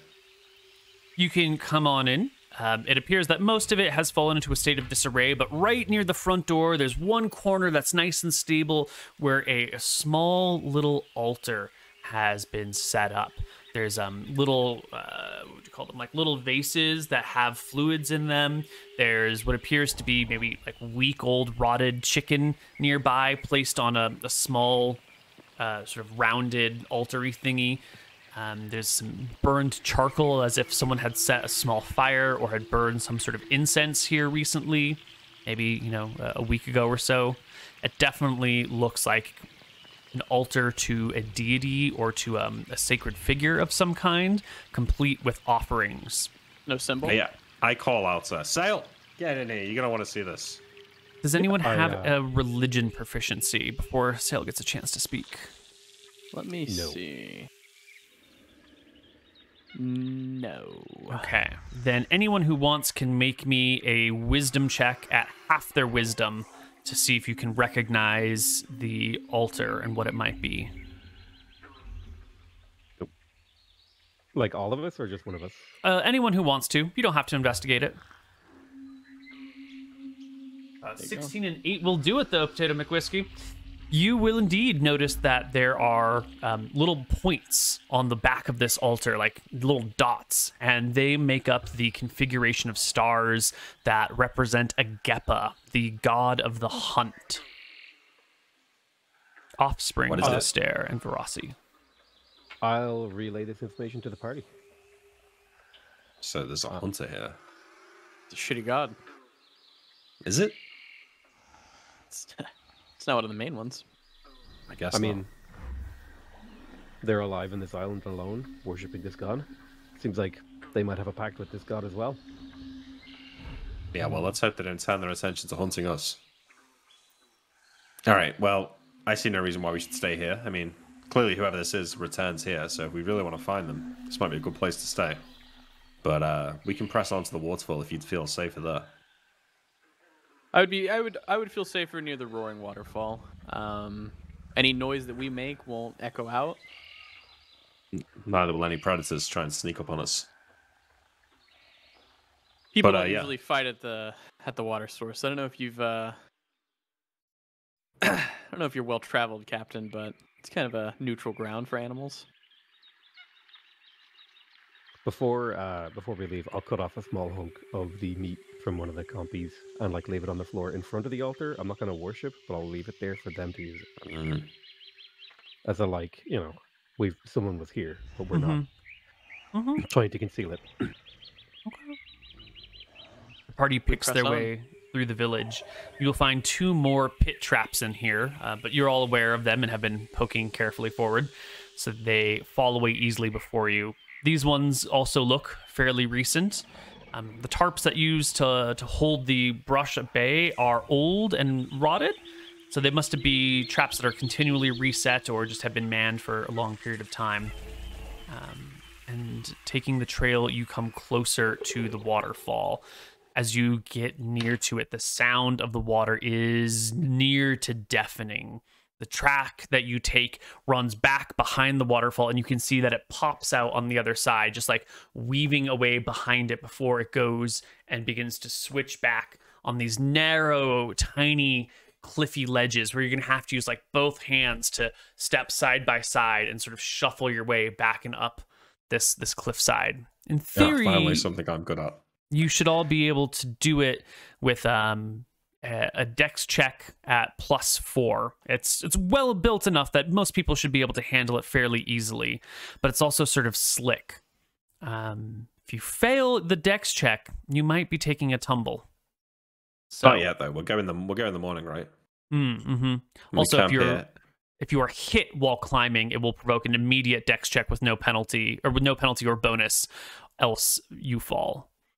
Just so you know that it's call, Captain. I would say we just press on and finish it up. It's nighttime. It's nighttime. We can't do that in the dark. Sun is beginning to set. I turn to Norm and shout over the sound of the waterfall. Well, this seems like a nice, peaceful place to make camp. Captain, we're not gonna. Norm shouts back. We're not gonna get any rest here. We're not gonna be able to get any spells. Let's press on. Sorry, what was that, Norm? What did you say? He'll get real close to you and shout in your ear. Oh yeah, you're right. This is a bad place to camp. I looked at the sun. Do we have time to make up? I don't think we're gonna have time to make up the switchback, are we? It's just not worth it. Let's go back and camp somewhere away from the waterfall because there's no point climbing this thing at night. It's incredibly dumb. For what? I mean, I'd understand if there was a goal. Nilram, what's the reason? Why are we in such a rush? Nilram mouths like he's speaking, but he's not. He's just being inaudible. I can't hear you. All right, I motion and we walk back away from the waterfall until we can either back to the village or just back to like a clearing where we can make camp. All right. You pull back to the village, far enough away from the waterfall to hear that you guys can talk amongst yourselves. There's plenty of wood around, and you guys can settle down to make a camp. The fresh water from the nearby waterfall and pond and river give you guys everything that you need to drink. You'll be out here without much in the way of food, though. I don't think you guys brought a lot of rations off of your ship with you. Why not? Oh, no one said that they were bringing rations with them. You guys just like hopped off the ship and then you started exploring, and now you're miles away from your ship. My pants with you? Well, we don't usually say bring in rations. I assume that we've got some. Yeah. Well, this is, I think, our first inland voyage in a while. Well, we didn't say we were bringing rations. We went through the desert. That's true. That's true. It doesn't matter. We've got food anyway. Well, let's just retroactively apply it. You bring as many rations as you want. Your ship has plenty, but we should know now that we're out in the wilds away from the ship how many days of food each of you have on your own. How long would we guesstimate that it takes to get to the top of the mountain, given a nice journey where nobody's captured or anything? Like 4 days each? 4 days would be a reasonable estimate of what it might take you to get there. You know, the journey could be fraught with dangers. You might have to like redouble some of your routes. Some areas might be difficult or impassable. Yeah. 4 days to get there. That's a healthy estimate. And we want to get back, so yeah. If you want to then have food for back, 8 days each. How much weight is that? 16 pounds each. Okay, I can take that.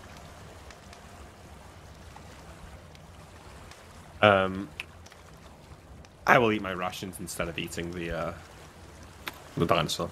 Mm-hmm. I'll taste it, but yeah, I would have brought enough for everyone to eat one meal. So if you don't eat it, then one just goes spare. Cool. Make my rations. yeah, Make sure you okay. put your rations on your party sheet with the correct weights. Yeah. Or, sorry, on your character sheet. Yep. We don't just if it needs saying we don't sleep in that guy's temple. I Okay. agree. Just sleep in one of the other buildings. Sure. You can find another building that is semi-intact to give you a little bit of shelter and make your camp in there. Yeah. Before I go to sleep, I'm gonna just like figure out how detect spirit works. I'm just gonna like cast it in the direction of the town. I imagine it's hold on. 'Cause I was like thinking of using it today.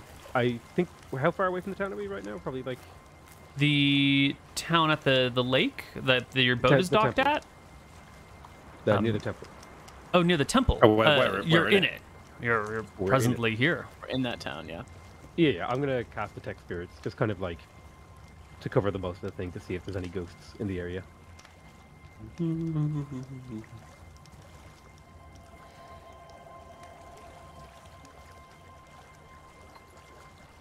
I'm trying to learn what my spells do. Mm-hmm.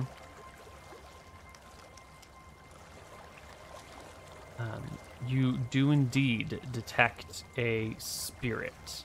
Simply detecting a spirit doesn't give the caster any special ability to communicate with or attack the entity.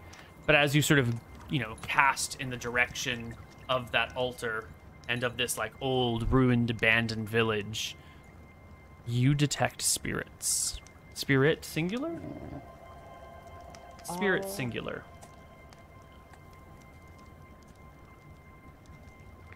I detect one spirit.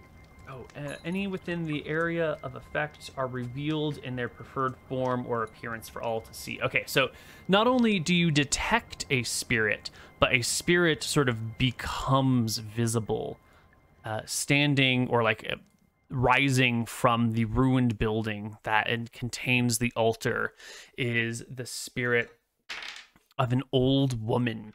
She's dressed in heavy shawls. She has a gnarled staff that she's using to support herself, and dangling from her neck is the holy symbol of Agepa, god of the hunt.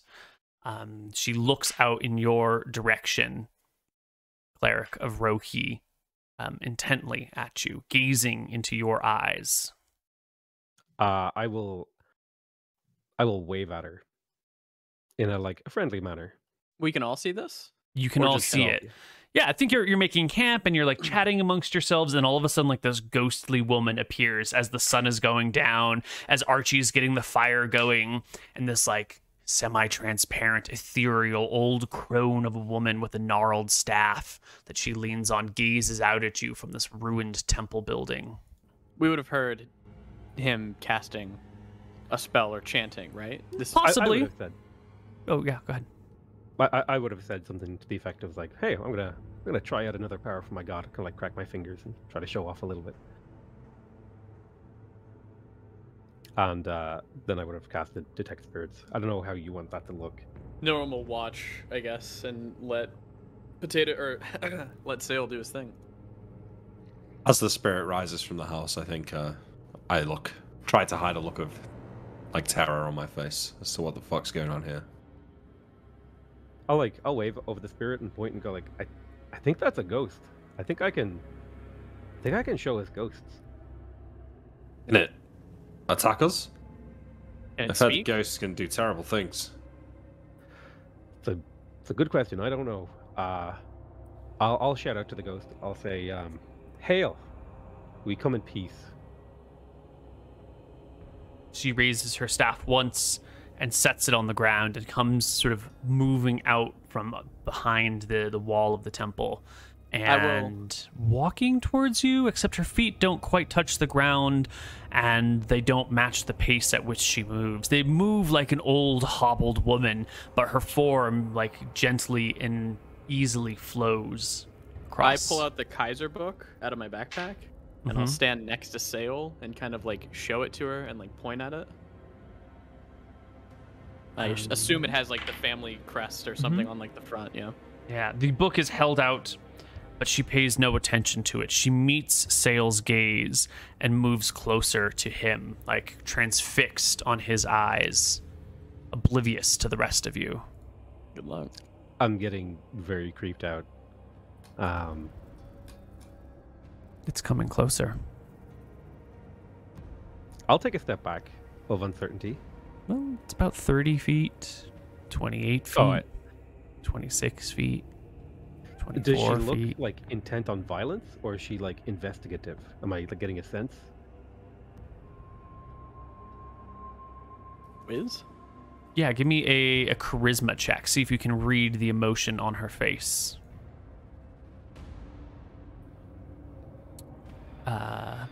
It is a look of, what would you call that?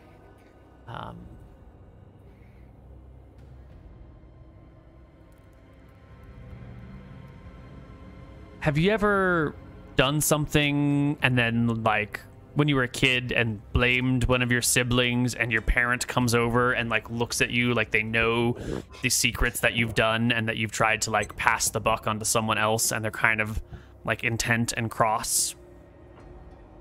It's that sort of look. I'm an only child. Sorry, I have no idea what you're talking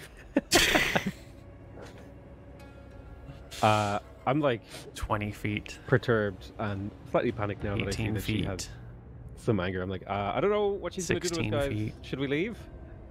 14 feet.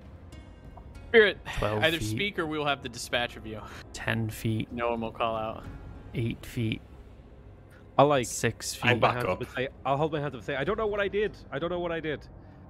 She stops at about 6 feet as you put up your hands and claim that you don't know what you did. She will set the staff, tap the staff on the ground again and dip her head low as an old woman can possibly do it. And as she dips, like, the amulet hangs forward and she stands back up, holding it out for you to, like, see, to gaze at, as if she's showing you who she is. I'll look at the amulet. It's clearly a holy symbol of a Gepa, god of the hunt. So she would have been a priest here. Mm-hmm. I'll ask her, do you know who still lives here? The head bobs up and down. Are they dear to you? It continues. Yes, they are. We mean them no harm. Could you show me where they are?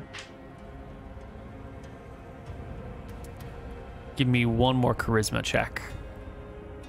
Cleric to cleric. I mean no harm to this person. I'm just curious. Damn. She considers you for a moment. A 20 from anyone would have been a bit of a failure here. But you are also a cleric, not to her same god, but you are a character of faith. And she recognizes the honesty of your... honesty is not the right word, but when one cleric speaks to another, there's a certain amount of additional... Sincerity. Thank you. That's the right word I'm looking for. And she gazes towards the sandstone thing that you hold around your neck. And I'll hold it out and show it to her. Moves closer to you. She comes to within like 2 feet, and she will touch her symbol of a Gepa against your sandstone one. And for a moment, you can feel the sandstone amulet in your neck like vibrating slightly, and then little sparks come off of it, and it drops back against you as she steps back. And she looks at you with surprise and concern, and then she steps back, worried.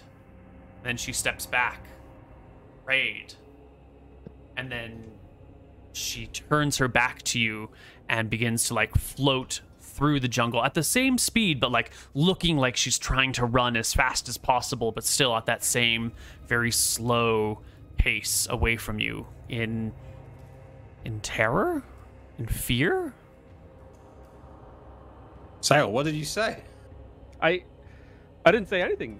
I just said, does she know who's here, and could she show us where they are? And she touched my holy symbol, and then she ran. Well, This go is after giving her. me the Ask her what creeps. happened. No, Yeah. fuck that. Leave it. Was she high? I'll sprint to chase her and to see if like I can like get in front of her. Easy peasy, yeah. The ghost does not move that fast, even though it looks like she's trying to run at top speed. You can easily cut her off, to which she will stop and like bring up the stick in defense against you, like trying to block you from coming towards her with it.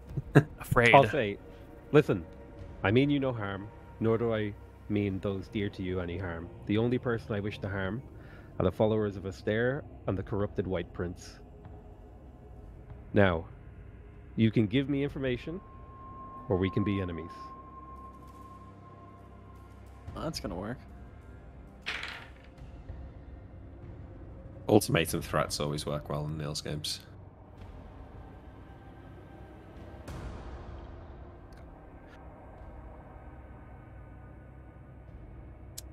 She will take her crooked staff and point it to the waterfall.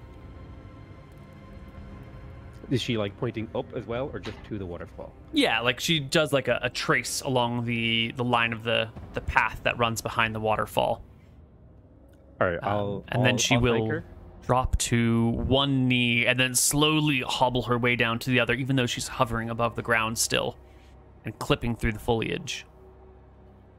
I'll thank her, and I'll make her a personal promise that I will not attack those dear to her because she helped me, unless they attack me first. Hmm. And then I'll walk away and leave her to her kneeling. As you leave, she slowly gets up, watches you for a moment, and then returns to her small little shrine.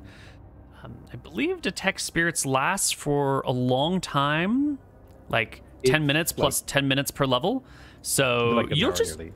yeah, you'll see her there hanging out near her shrine for the whole hour, watching the party from the shrine. I'll explain Yeah, to I the party that she said the person who lives here is up the waterfall. Go ahead, Neil. Or Nick, sorry. Well, I just don't know how comfortable John's going to feel with a ghost watching us while we camp. I think, well, nobody else. I mean, Neil, are you scared by this? Archie, how do you feel about it? Sounds exciting to me, to be honest. You people are all crazy. I will, like, I sleep with my back against the wall in as much of an alcove as I can find. I keep my dagger in my lap as I try and, like, get whatever small bit of sleep I can. Archie will laugh. Don't worry, Captain. I'll keep you safe tonight. There'll be no monsters in the closet. I'm not even sure you can punch a ghost to death, Archie.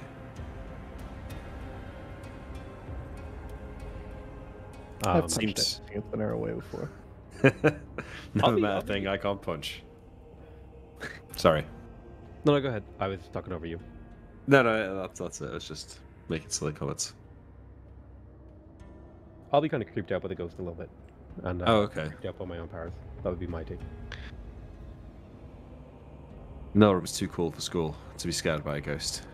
He's a badass. Yeah, I don't know. I think Norm's just kind of like thinking about it. I mean, I think most of the night, John's thinking that he'd rather sleep by the waterfall, but it's too late to go back on making fun of Norum for it. So we've got no choice but to stay here. Yeah, we'll stay here. It's fine. Party will make camp with the old ghost woman watching you.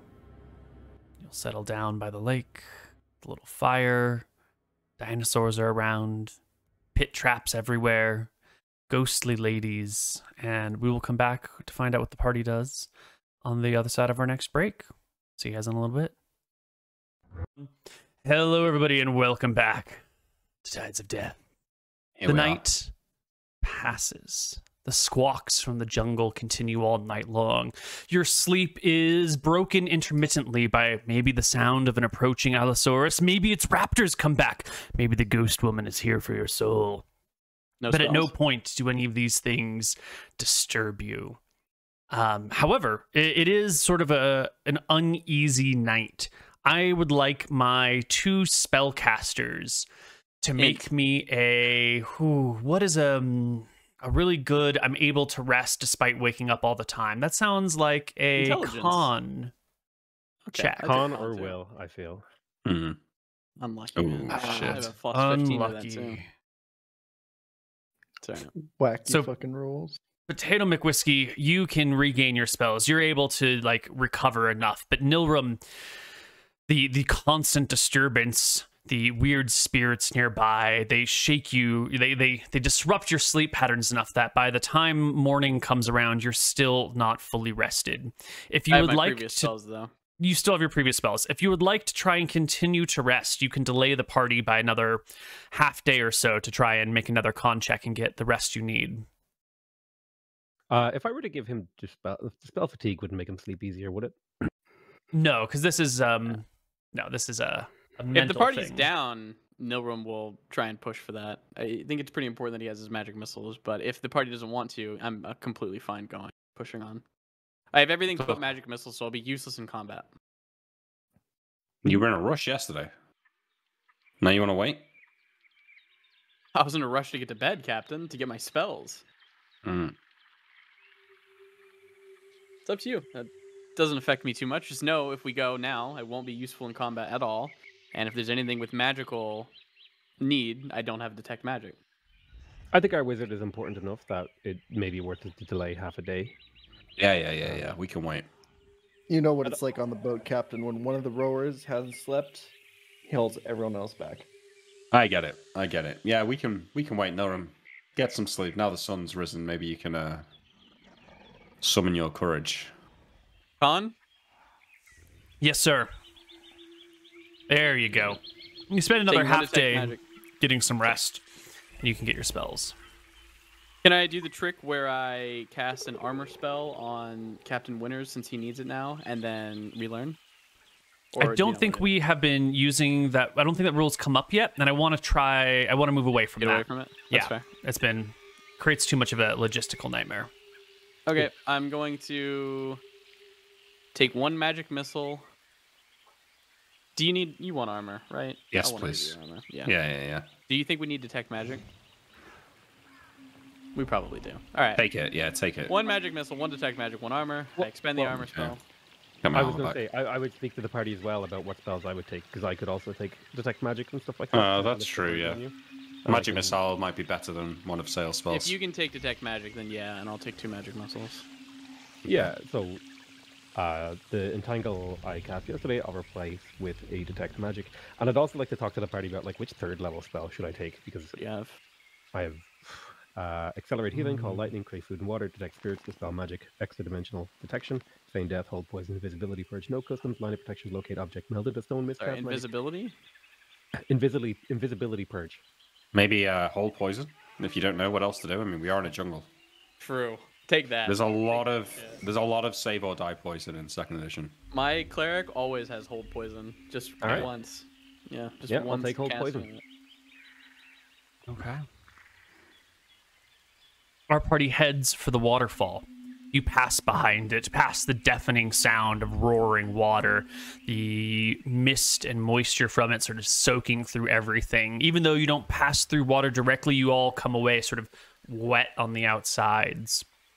And then it's time for the switchback, before we left, could Nilram do something really quick? Totally. Yeah.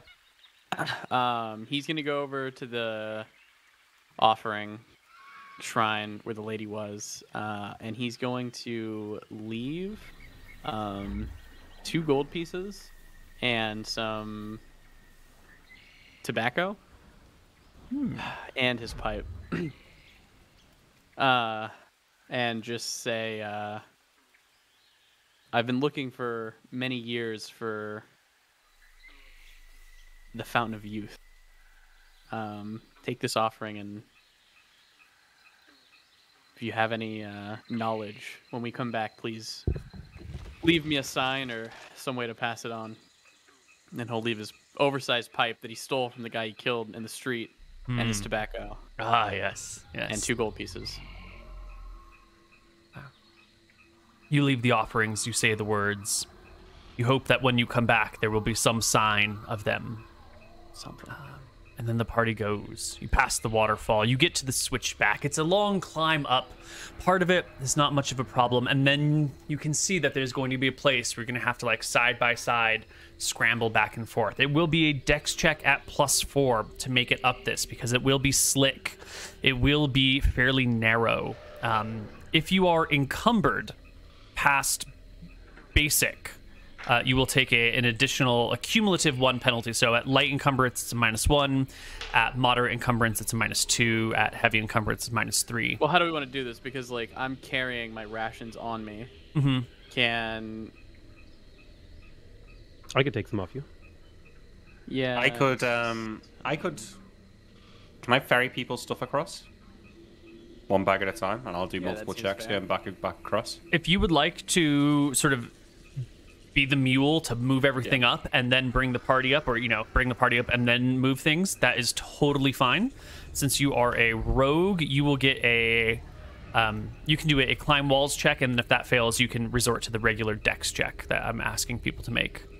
Sound. So what kind of penalty do I have? I'm medium encumbered with my own bag, so I'm assuming I'm going to be medium encumbered with everyone's bag, and I'll do 1 trip per bag. Yeah, you're getting +4 as well. Yeah, right? Yeah. So you have to roll a natural 1 to fail.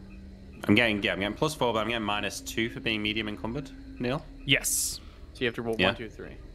So, yeah, but how does that impact my climbing check? Those are 5% penalties when it comes to your climb walls check. So it's plus -10. 10% to my climb walls. Yeah. Overall. Yeah. Yes.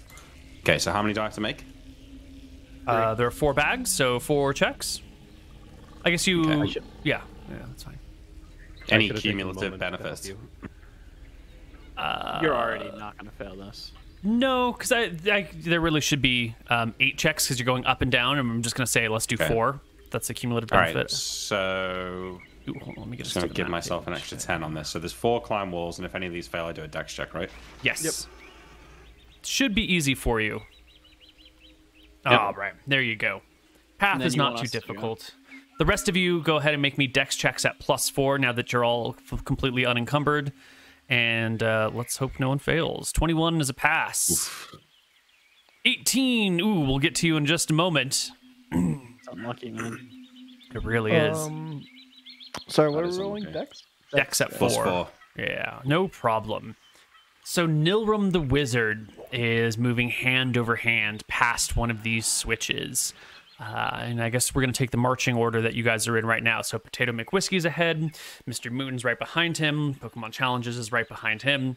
And so you're all shuffling along. And at some point, MrMouton slips. The area that you're grabbing onto is like wet and slick from all the waterfall moisture. And you put your hand on it and just like it slips just too far off. And you begin to fall. Now, first things first, the people on either side of you. If either one of you want to make a desperate save to try and grab him, you can. But if you fuck it up, then you might fall as well. Or you can leave him to his own fate. I will not let him fall. Well, there's just one person on either side of him, right? It's Potato or Pokemon. Oh, okay. Right, yeah. Yeah, I'm gonna grab him, and I'm going to like actually jump off and throw him into the wall, and then cast Wind Column on myself. Oh. So you're going to sacrifice yourself to push him closer to the wall, and then Wind Column yourself to the ground. That is pretty cool. Oh wait, would there be enough wind here? Oh, that actually might not be the move. Let me think about that. Wind Column. Oh, let me. I mean, Archie's going to be the best person to do it. He's got high strength on dex, so no matter what the check is. True. That's true. Probably I'll let him try first. Well, there's no like, you know, you can go first and then me, because this is happening instantaneously. So this is like your gut. Are you gonna do it, or are you gonna not do it? 100% commitment right now. Does Archie go? Archie? Archie's the loyal one. He's the one who wouldn't leave a crew member behind. He would be the first one to stick his arm out. All right, Archie. Give me a an attack roll to grab his hand. Now, luckily, you're a pugilist, so you get to make your regular punch attack as like a grab attack against him.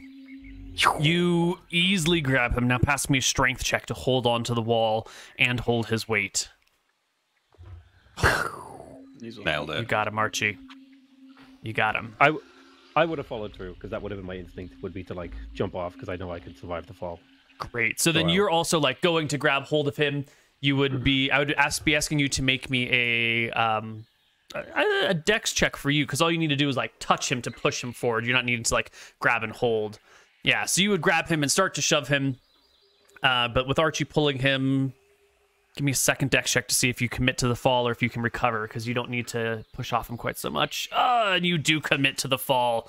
You shove him to the wall as Archie pulls him forward, and you tumble backwards. But you have wind column. Yep. It's spell. Yes, Basically, please. I can avoid falling damage. Can you put it into chat for us? Yep. Excellent. Spell is most effective in areas of regions where a strong breeze is available, such as the heights of a mountain range, the mast of a ship at sea, areas of dead calm air. It's much more difficult. Well, here we are next to a 100-foot wall with a waterfall. And if you've been near a waterfall, there are strong gusts of wind created by the power of the water coming down and pushing things up and everywhere.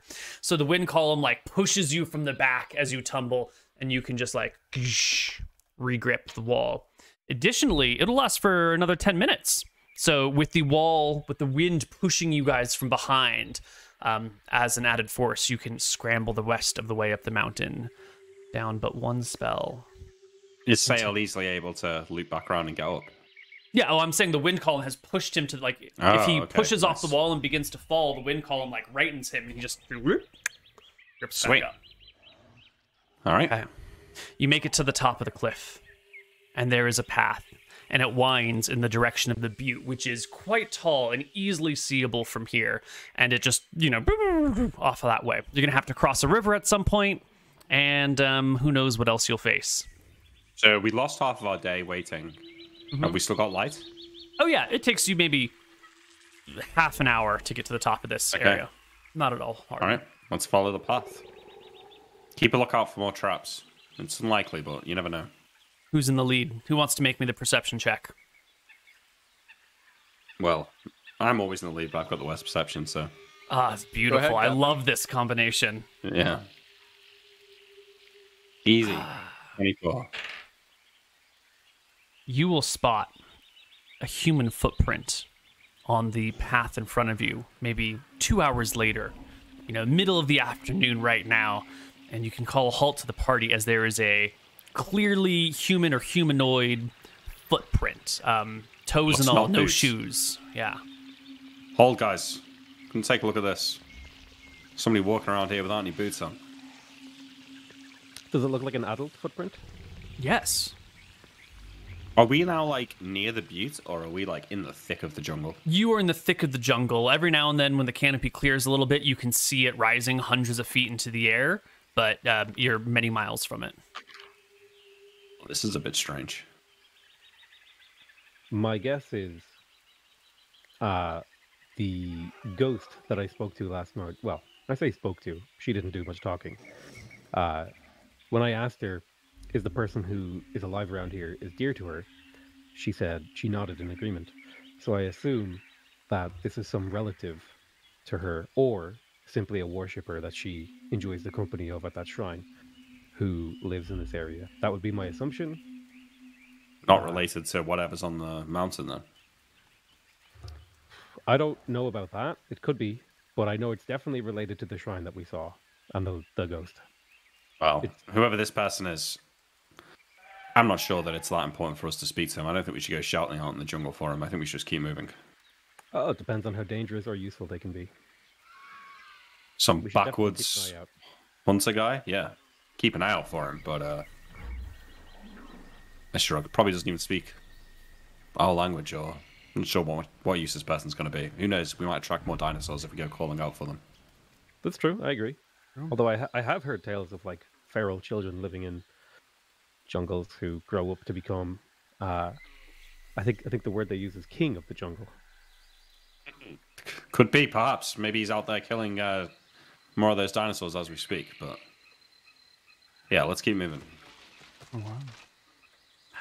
Maybe 100 feet in front of you, there's a couple more footsteps, and then they sort of like disappear. The ground gets a little bit too hard packed for them.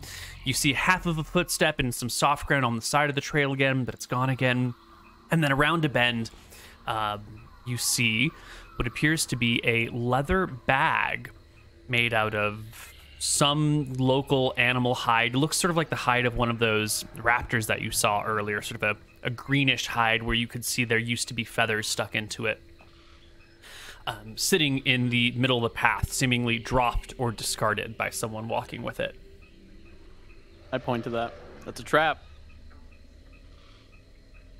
So call out to the guy and explain, you know, the deity stuff. Yeah, I'll shout out follower of... Oh god, what was his name? Agapa? Follower of Agapa. We mean you no harm. I've spoken to the priestess at the temple and promised her that we would not harm you.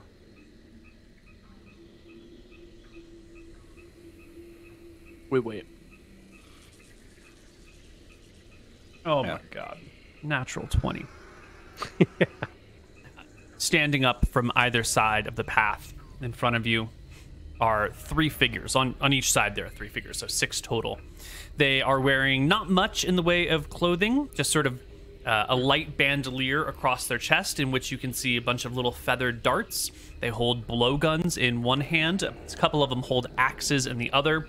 Their clothing is limited to like loincloths with some like leather knee pads strapped on as well.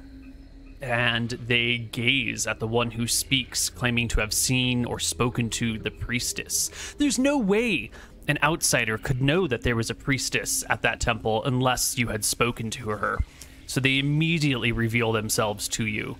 And one of them calls out, "You, stranger from a strange land, how have you spoken with our wise woman? She's been dead many generations. How do you speak with her?" I'll bow, and I'll say, I am a cleric, a holy man, and I can speak with other clerics of many deities. And we come here in peace to investigate this land. They move onto the path in front of you, and each of them takes a knee in turn until you just have a line of 6 figures kneeling on one knee down, one knee up, heads bowed before you. Wow, Sail, hey, good job. Ask him what's in the bag. What's in the bag? I assume it's a trap for outsiders. Yes. I'll nod at Neilram. Well done. Good call. Well, ask them if they know what's at the top of the mountain. Do you know what's at the top of the mountain? Who are you? Who are your people? How long have you lived here? What is your purpose? We are what remains of those who fled the terror of the White Prince, calls the leader. I'll pull out the Kaiser book and show it to him. They venture a look up when they hear you shuffling around in your bag, and his eyes go wide when he sees you pull out the Kaiser family crest on the book. He gets to his feet and stumbles forward, hand shaking, reaching for it. I'll hand it to him. The book opens, it flips through, he's not even reading the words, just flipping through the pages real quick, and then closes it and gingerly hands it back to you. You sent by the gods. I don't know about that, but we've seen the horrors that the White Prince has caused on Sulphur Island. Yes. I'm sorry for you and your people.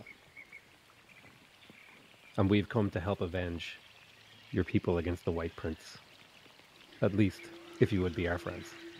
They immediately drop to both knees this time and press their heads to the ground. You've spoken to their ancient dead cleric. You bring with you the book of the family they once served, their rallying cry against the White Prince.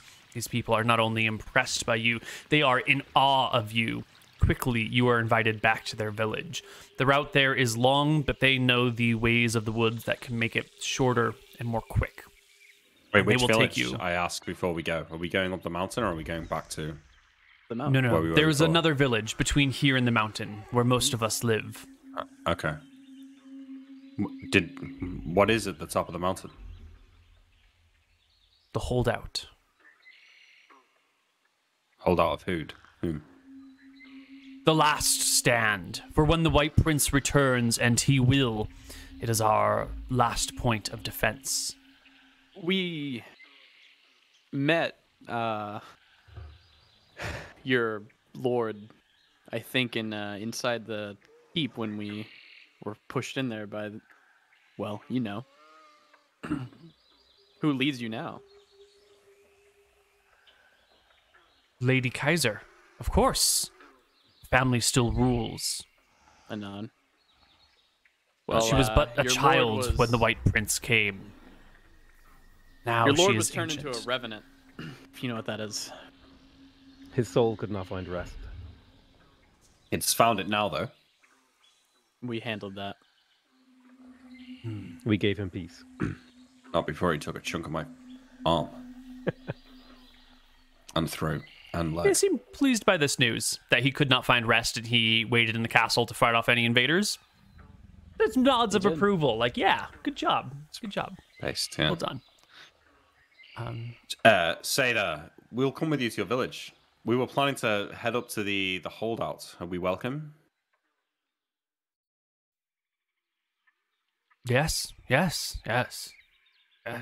They all say. Good. Then we shall travel with you, eat with you. My name's John.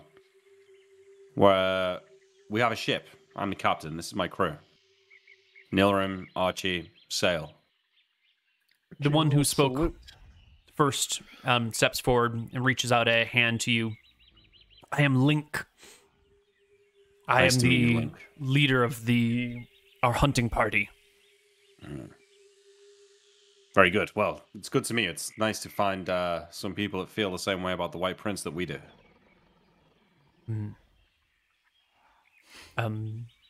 And quickly, wordlessly, they will fall in a single file line and lead you with them.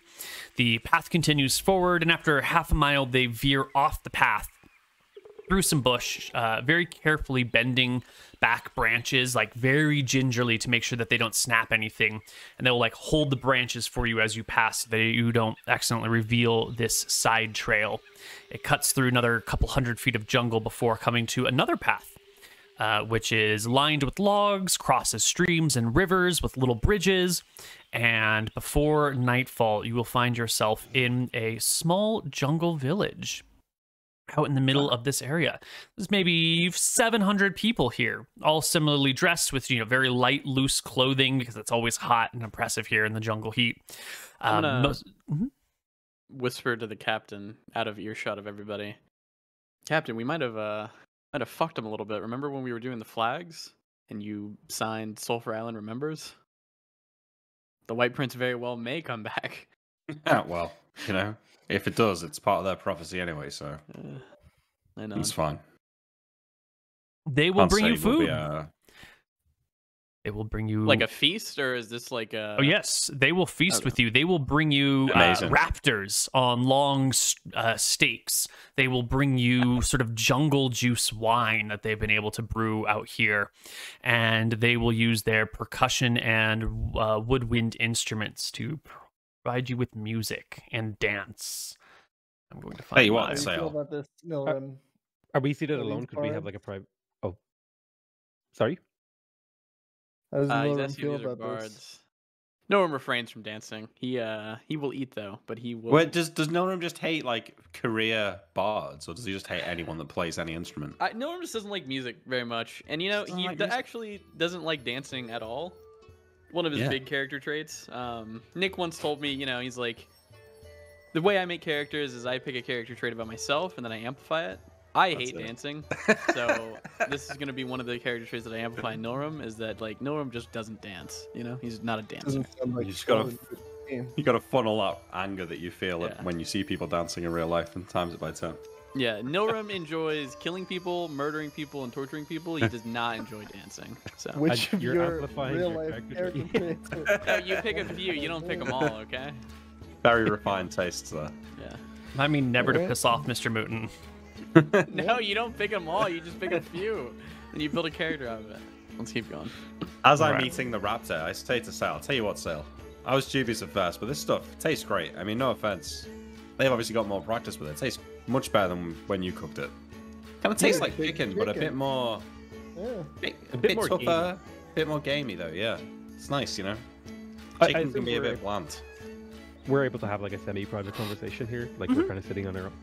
Yeah, there's like a large fire in the middle, and everyone is seated in a single ring all the way around it. So the four of you are like in one contiguous ring, and then there's the other people of the village, and then there's the people around that are bringing supplies or playing music, or the people inside the ring that are doing the dancing. Yeah, so I'll respond and I'll say, yeah, it's really, really good. You know, if I had enough practice, I could probably do it as well. And then I'll kind of speak a little bit softer and more quietly, like, this isn't what we were expecting. No. Is there a way we can turn it to our advantage? Well, I didn't really feel like stealing from these people. I don't suppose they'd have much. Anyway. Maybe they can show us a way up there. Maybe. Maybe they could be allies. Maybe we could trade with them. Maybe we could help them. Maybe they could help us. Are there more than 6? How many people are in the village now? I think I said 500? Oh, shit. 500-600 people? Yeah, it's a bunch of people. Oh, well, that's pretty great, yeah. I don't see why not. We could trade with them, maybe? I'll also nod to Nilram and say, weren't you looking for an apprentice? Maybe you'll find a good one here who would be loyal. Who hates the White Prince and would be willing to work with us. Their old wizard might still be here, unironically. Every great house has a wizard. Could be useful. However, fuck Wiley. I'm not taking any apprentices right now. I was an apprentice not too long ago. I don't want to fuck with that. Maybe they wouldn't want to do it. Might bring the ire of the White Prince. But what if we could clear the town out of those skeletons somehow? They could reclaim their city. I think that is one of the only things that's protecting them. If they wanted to clear it out, I'd point to the 500 people. They could have done it by now. Not without losses. True. Captain, they could have done it. I think Nilram is right. The existence of those skeletons acts as a shield that protects them from the ire of the White Prince. Probably because the White Prince doesn't know they're still here. Or doesn't care. Yeah. One or the other. Gnome will kind of get up. He wants to return the Kaiser family book to the daughter. This is her rightful book. She should see her father and her mother's last moments. Like, this has all of the history of the entire family, so he's gonna go and try and find her. Ask about. Yes. Link will tell you that the daughter of the Kaiser family lives atop the butte, in the last holdout, in the redoubt above. That is her place. That is where the watch is kept, and that is where a few people always reside, keeping an eye out. Her Gotta be name... Zelda or we riot. We'll get ready your pitchforks and torches, because her name is Pack. P-A-K-K. Pack. I nod. This belongs to Pack. We should bring it to her post-haste tomorrow, yes? We'll take it to her, yeah. Say, Link, you guys out here, you need anything, to trade? I don't know if you have gold or silver, but we could stop by from time to time, bring you anything you need. We could leave it at the base of the waterfall for you. He picks up his hatchet and shows it to you, and you can see that it's old. It's been sort of like resharpened, but it appears that they do not have the right tools to do it because it's not that great. It's clearly like dented and kinked in different places, or chinked in different places. It's seen better days. Link will say, when we moved up here, we had to abandon... Well, our ancestors had to abandon the smithies, the forges. These words I say without knowing truly what they mean. Our metalworking has been lost. Fine metal weapons we could use. Do you have, Do that. We can get that for you. Yeah, we might even bring you a blacksmith. But, Wait. Link, you got gold though, silver. Something to trade. We maintained the bits of coin, he says, and looks around and like yells at someone to bring him his bag. The little kid comes running. She drops off a large bag at Link's feet, and he will pull out, a handful of coins, silver, copper, 1 gold even, and hands it out for you. All right, I look around the party nodding. Okay, that sounds good. What do you want? Hatchets? You want swords or Hatchets. Hatchets, knives, spears, machetes, scimitars? Bring him a blacksmith, Captain. Bring a blacksmith. How are you going to convince a blacksmith to come and live out here? And how are you going to build a forge in a place like this? Just like we convinced the other 2 people who came to live with us. He gives you a wink. Yeah. Let's they would approve. Yeah. But I had another question before you rudely cut in, Captain, and tried to make a deal with my friend Link here. Sure. What happened to your wizard and cleric? The same things that happens to all men, save the White Prince himself. I nod. What about his stuff? His library? Do you... Points to the butte. Big. Amazing. All right. Well, Link, I have to say thank you for your hospitality and for leading us here. It's great to meet someone who sees the White Prince the same way as we do. And it's good to know that there are still survivors on the island here. We were distraught when we read about what had happened. We'll travel to the Outlook.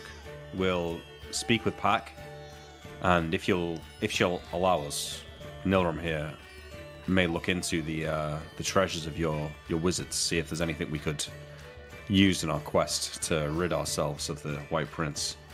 And then sometime later we'll return with hatchets, machetes, spears. We see his flags on ships that sail by.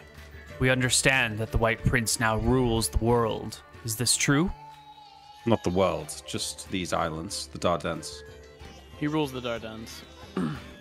He shrugs like, yeah, same. That's the world. Yeah. Nah, it's not. Listen, I lived my whole life out somewhere else. Barely even heard of the guy. Actually, we hadn't heard of the guy at all. Well, I'd heard of him, but not really. Just thought he was some other king. I didn't realize this was some sort of cleric king living forever. Whole thing's very suspicious. Say, anyone alive here from when it happened, or do you have any records of what happened? How did the skeletons get here? Pack was the little girl when the White Prince came. She fled up the mountainside in care of her wizard brought her, as well as armed guards. We should sleep and see him tomorrow. Yeah. Is there a path? Very old now. Very old. Of course. Does she have kin to take over? He shakes his head. She is the last of the Kaiser line. Sad. Sad. Sad indeed. Who will lead then once she's passed? You? No. Another. Someone to be appointed by her when the time comes. I see. Give Captain a wink. Me. Yeah, you wish. Is there a path up that link? Can you show us tomorrow the way there? He nods. I will show you. Very well. Do they have Christmas in Arcadia? I will. There's a Yuletide festival to mark the onset of winter. Winter There's no Solstice fat Festival. Man in a suit, though. Yeah. No, there's no fat man in a suit, and yet, even still, in this universe, they know Die Hard is a Christmas movie. No one's gonna come. That fat man in a suit. Know, I'm gonna get Fly. He's gonna stuff himself, and he's gonna give kids presents during the holidays. You know, Be amazing. As we are going back to our rooms to sleep, or wherever it is we're sleeping, I will pull Link aside and hand him one of my daggers. A gift. Here. Thank you. Thank you very much, he says. For friendship. I'll bring more. Maybe better weapons for what you need, but hopefully this will help you in the meantime. He thinks for a moment and will dart off into one of his tent and bring out a blowgun with 10 darts. Amazing. And hand them over to you. Absolutely. That's so good. Yeah. No one might steal it from you. But also, Link would really, really like to talk to Sail. Sail, who has seen the priestess. Sail, who knows more than anyone could possibly know. Link and the others have many questions for you. What does the priestess look like? How does she feel? What does she think of what has happened? Most of the questions you have absolutely no idea the answers to. So how would you like to approach this when they are bombarding you with things you don't know and clearly will trust any word that you say? Do you tell them the truth, or do you spin your own tale?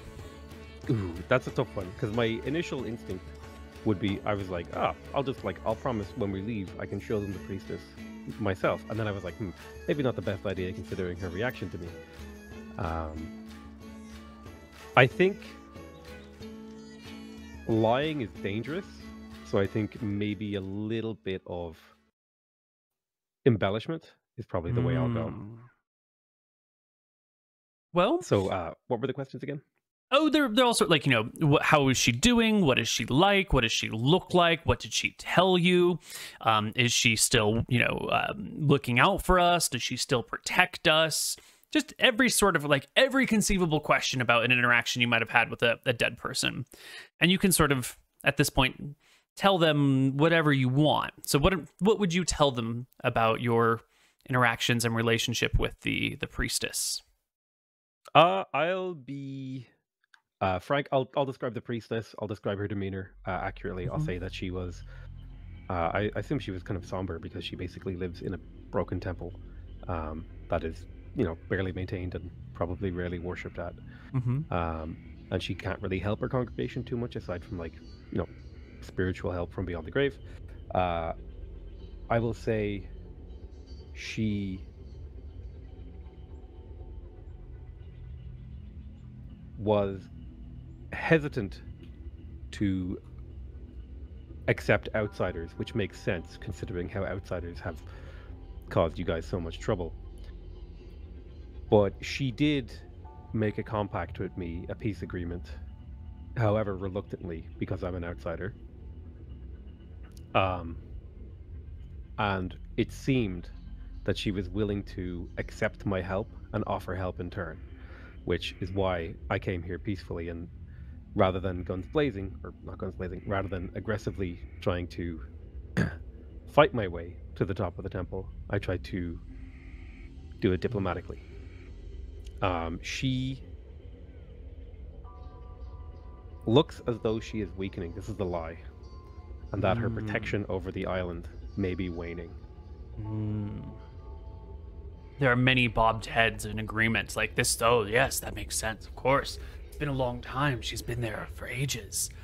They will tell you that the priestess creates a light near the ruined town, near the ruined temple that is visible from way up here on a ledge. Whenever someone comes by the waterfall, whenever someone seems to be coming up that route, the priestess will set a beacon to alert the people up here that people have arrived.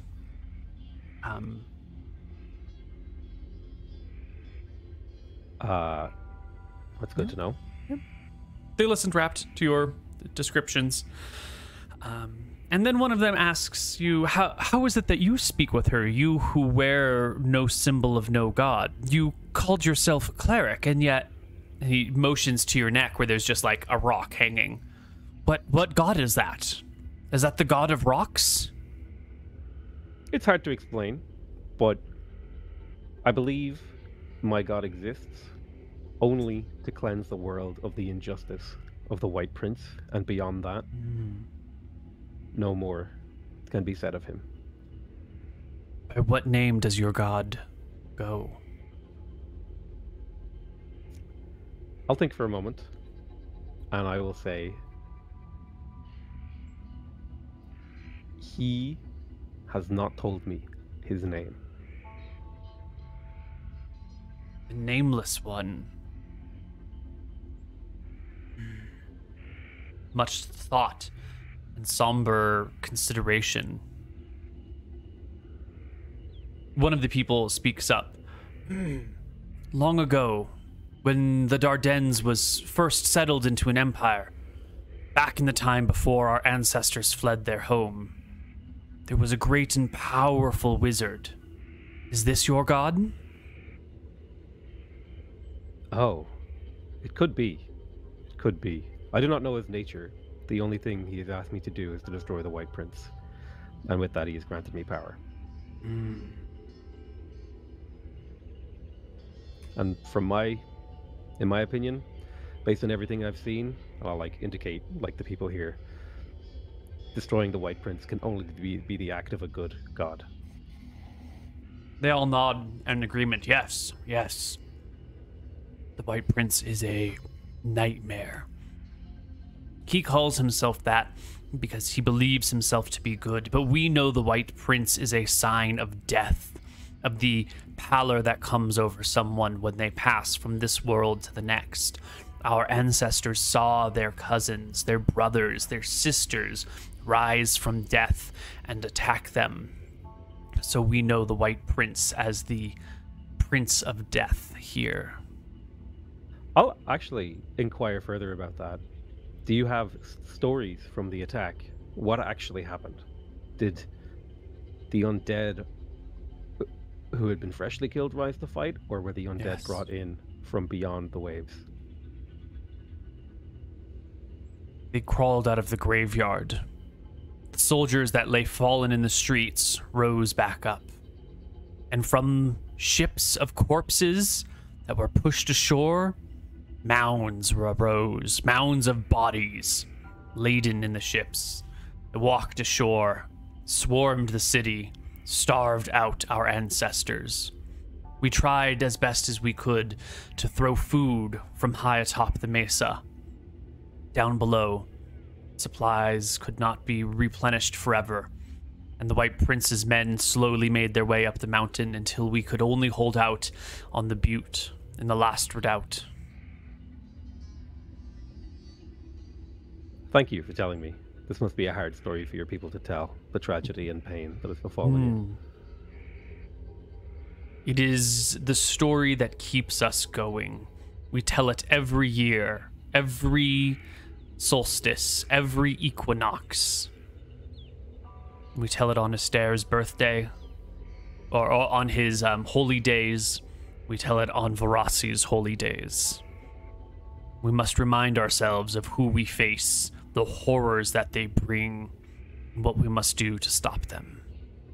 Do I know who the God of Vengeance is? Yes, that is Velthara, goddess of vengeance. I will ask them if they know of Velthara.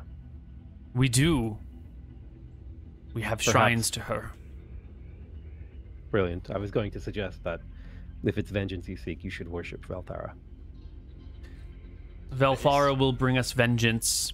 Nadinus will hide us away from the monsters as they come. A Gepa will allow us to bring our food low and will direct our arrows towards the White Prince's neck when he comes. Varassi will taint them with poisons. And Martha shall keep us safe all the while. And I'll add, and the Nameless One will drag him to the bottom of the ocean. And they chime in together, and the Nameless One will drag him to the bottom of the ocean. They gotta pick a god, you know? They're flirting with them all. Mm-hmm.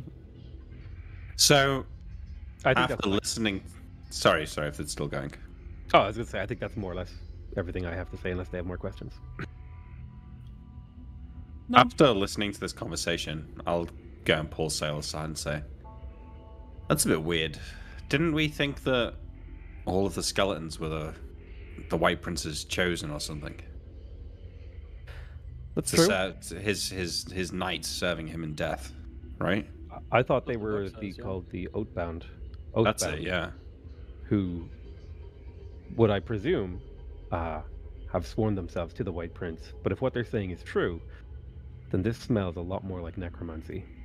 Yeah, this isn't some raising the dead that Astair's granted in the name of order and justified conquest. This is just necromancy.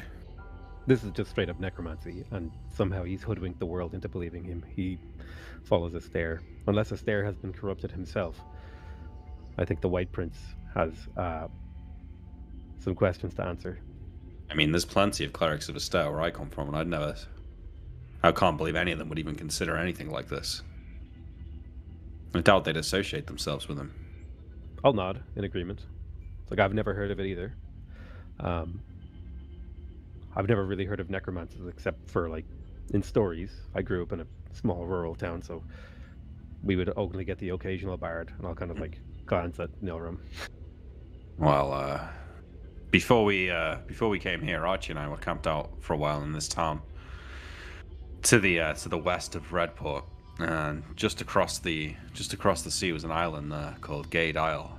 And weird things on that island went on. Apparently the whole place was run by a necromancer.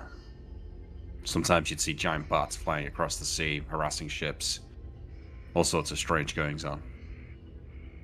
If this White Prince is a necromancer, unless things on the Central Islands are a lot different to what we're led to believe, he must be keeping it well under wraps. I mean,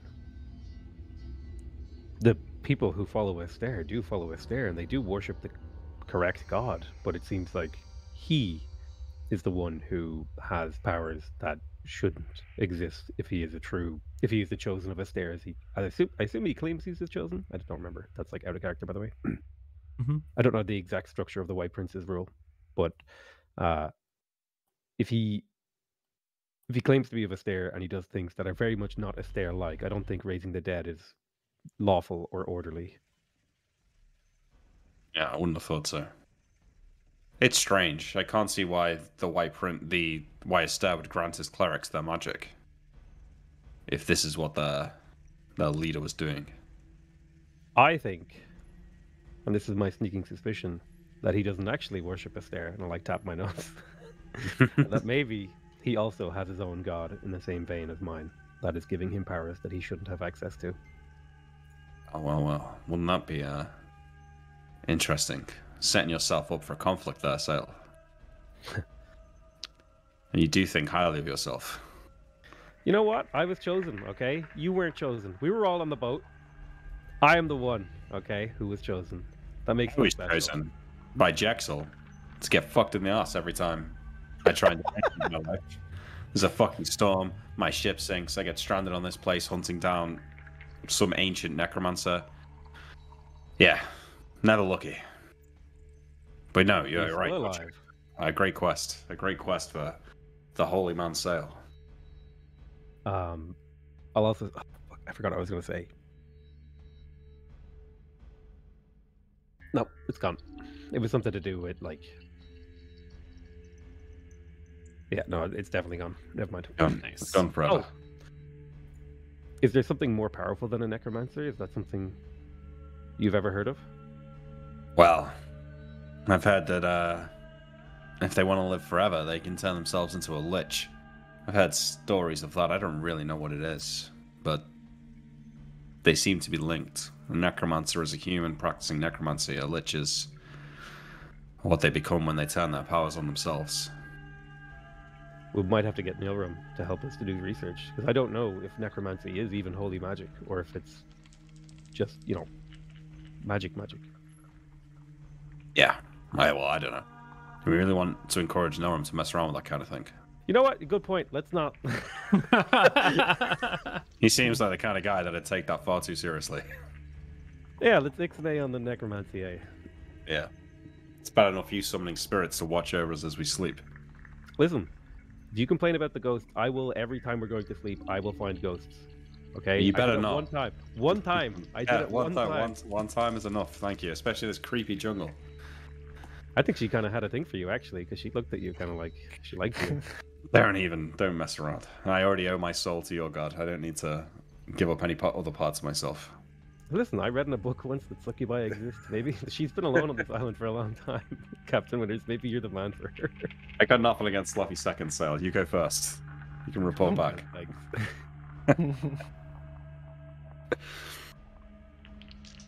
All right. Yeah. The party sleeps. Yeah. The party sleeps. The next morning, you are woken at early dawn to be brought up the butte. They tell you it is a full day to get there from here, including the climb. Great. Is it dangerous? Link? Yes. Dinosaurs? Anything else? Yes, the monsters of the jungle are here, but worry not. We can make our way through. All right. The party will head out. It is the 6 hunters from before, plus another 8 as well, who are coming along for the journey.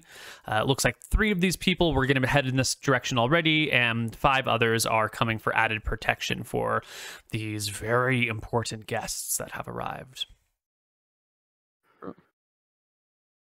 It is easy enough. They know the way, and they are very good in the jungle. They can tell they've got good scouting abilities, and they will hide the whole party when the dinosaurs come through.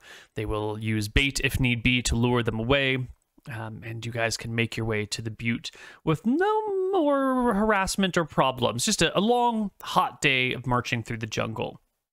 The locals will move quietly, keeping conversation to an absolute minimum. No real discussions back and forth, just an onward trudge through the mountainous terrain. Unless there's anything you guys want to say or ask, we can just get to the butte. Well, I think that night after that conversation with Sale, I'm just want to look at some of the coins. Mm-hmm. What does the White Prince, his face on the coins, does he look old? Not on the coin. On the coins they have, his face is not on any of them. All right, yeah, but I've got coins, so. Oh yeah, no, his face always looks like 45 on all the coins. Is he in armor? Nope. Has he got like a crown? Well, or? you can only really see like the neck and up, and so it's just like the profile of the face. Is he wearing like a helmet or? He's got no helmet. He's got no crown. It's just the side profile of a middle-aged man. Yeah. No earrings, no nose ring. No distinguishing markings. Okay, sure. Yeah. Yeah. So we walk. I don't need to say anything to them. Yeah. You guys you'll get to the butte, and Link will ask you to each don a hood, and he will pull out from his bag 4 hoods. He tells you that there is a secret passage inside the butte that has a staircase up, so that you do not have to climb the outside. However, they need to keep the location of the secret entrance to themselves. Lest one of you die, are captured by the White Prince, and interrogated after death, revealing the secrets of this mountain. They trust you, but they worry about what might happen if you are magically imprisoned, magically interrogated, magically tortured, or asked questions from beyond the grave. Okay. Do you That's each fine. consent to donning a hood? Yep. Minimum consents to donning a hood. Yep. Cool. I'm gonna surreptitiously, ideally, surreptitiously cast no alignment on him, just so I can figure out what he is. He evil? No. Or is he lawful? Well, wait, you're not gonna get anything because he's not 9th level. He doesn't project alignment. That's true. Yeah. Oh, okay. No alignment needs a high level thing to get an alignment from. Oh, never mind. I thought that was a thing where I could check if someone has evil. Mm-hmm. Never mind. Humans, normal people, elves, dwarves, etc., need to be 9th level to project an aura, but monsters can project auras automatically. Undead can project auras, all that sort of stuff. But regular people, there's too much flexibility in any individual person for them to have a real alignment until they're higher level. Sure, never mind. Mm-hmm. You guys don hoods. You are led around, some sort of turned around in different directions, lost your sense of direction. They walk you about for 45 minutes or so until you feel the passage from hot jungle air to cool inside air. And then 10 minutes later, they take your hoods off and you are underground in a chamber. There is a golden lantern, like a paper lantern made out of some golden paper that looks quite old, that is held by Link in front of you that lights the way, and a similar golden lantern held by someone behind you that lights your rear side. And they will lead you to a staircase that wraps up and up and up and up and up and up and up and up, all the way to the top of the butte, where you can pop out into a stone temple with wooden ceiling and palm fronds for a roof. There are 6 guards up here who seem to be ready for you, seem to be waiting for you. They have old chainmail that is not quite rusted, but it does have that look of armor that's been around for a long time. You know, little links are broken here and there. Things are torn or missing. They carry shields, and they have spears with metal tips. They also look like they know what the fuck they're doing. They look like pretty decent soldiers. Big, strong backs, bulging muscles, good athletic condition. They will walk with you into the large building, and you will be brought before Pack, the daughter of the last king of Sulphur Island. She is old. She's got to be in her 90s. She lays in a bed. What? Is she hot? She's 90. Neil heard you the first time. He's just giving you a chance. She's Gilfy. Nice. Oh, yeah. Yeah. Lady Kaiser. I ignore him. I'm gonna step up and, as you're talking, hand her the Kaiser family book. Lady Kaiser, we are sailors from a different place. We've seen the horrors the White Prince has wrought here. We've met your followers. We wish to be friends. We share the same goals. We've come to treat with you. To ask you for your stories and experiences of what happened when you were young, the day the White Prince came here. Nilram passes her the book. She looks at the book. She looks at you. This from the keep. Link comes beside her, takes a knee, and whispers into her ear affirmations that you are who you say you are, and that he has brought you to this place. And her head bobs very gently as she lays in this soft, cushiony bed.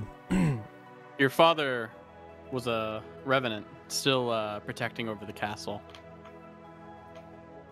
Her head His bobs soul has again. been laid to rest now.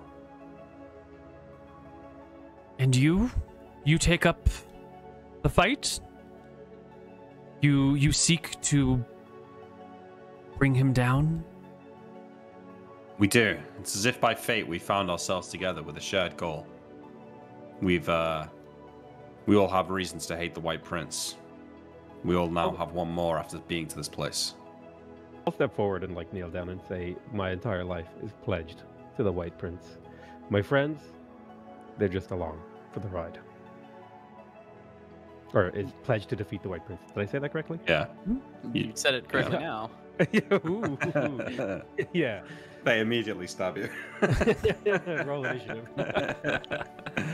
Link, the book, she says. And he will head to a cupboard on the side and pull out a book.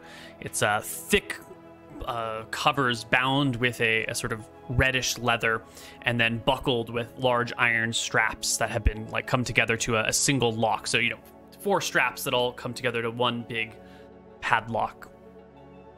He steps forward and hands it to Sale. I'm the book guy. He can't fucking read. I'll take the book. I'll kind of take a passing glance at it, and then I'll hand it. I'll to snicker Nilram. and put my hand out. I'll hand it to Nilram. Nilram will flip through the pages. The book is locked with a big ass padlock on it. What's the title on it? There is no title on the book. It is just bound in leather. Although Nilram, you can immediately recognize the runes along the outside. There are protective spells cast on this book. Should it be, Spellcraft? Arcanology? I would prefer Arcanology. Arcanology is the study of great mages past. So give me an Arcanology check, and we'll see if you recognize these as associated with any individual wizard. They are not. You don't recognize these symbols or runes as a historical figure of note that you've ever heard of. So it's not like a It's not related to any famous wizards of the past. And I'm certain of that. Yeah, you're very certain. Okay. If it's related to some famous wizard, it's some minor wizard who didn't even make the history books. You can make me a spellcraft check as well.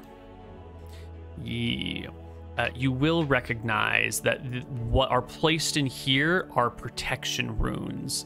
There is a spell that your former master was a big fan of called Repel Water. That, like, whatever is enchanted cannot be touched by water. Water will just, like, roll off of it. Originally, it was invented as, like, something you could enchant, like, a cloak with to keep it waterproof until people realized that you cannot wash it either. So if it gets, like, dirty, it's just fucking forever dirty. But people did find use for it in ways of protecting spell books. And this book is protected by such a rune, by such runes, as well as a few others that you don't quite recognize. This is definitely some sort of protected book that, is impervious to water and hopefully resistant to other things as well. And it's locked? It's locked with a normal lock. Oh, I'll ask them. Why do you hand this to me, my lady?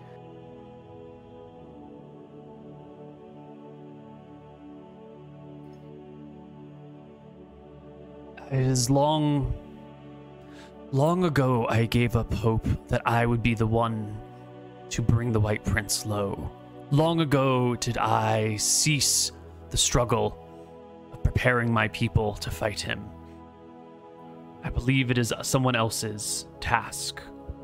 And you here, who come speaking words of our long-dead cleric, speaking of animosity towards our mutual enemy, I give this to you in hopes that you can do what we have not.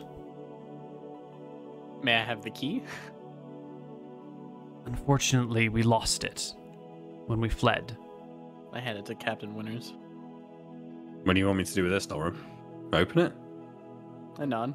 It's not going to blow up on my face, is it? Of course not. I say not knowing at all. All right. I take a seat. All right, does sit with. I stand right next to Nilram as I'm unlocking this. I'll speak. I heard that your great wizard brought you up here and saved your life. I must commend him. That is quite the chivalrous act of him. Hmm. Nilram shakes with excitement a little bit. I heard that his library was up here. Is it still? She points to the book in Captain John's hands. This was his library, huh? It's what he could bring with him. I place the book on some sort of flat surface so I can get into the lock with my lockpicks. And I want Nilram to stand right next to me in case it blows up. Yeah, I'm gonna cast Reveal on it. You never gave me what it actually does, but I don't think it's gonna do anything. No, there is no secret door built into the book. Okay, there might be. All right. There's not, but you know that now. All right, am I getting any bonus for the quality of the lock?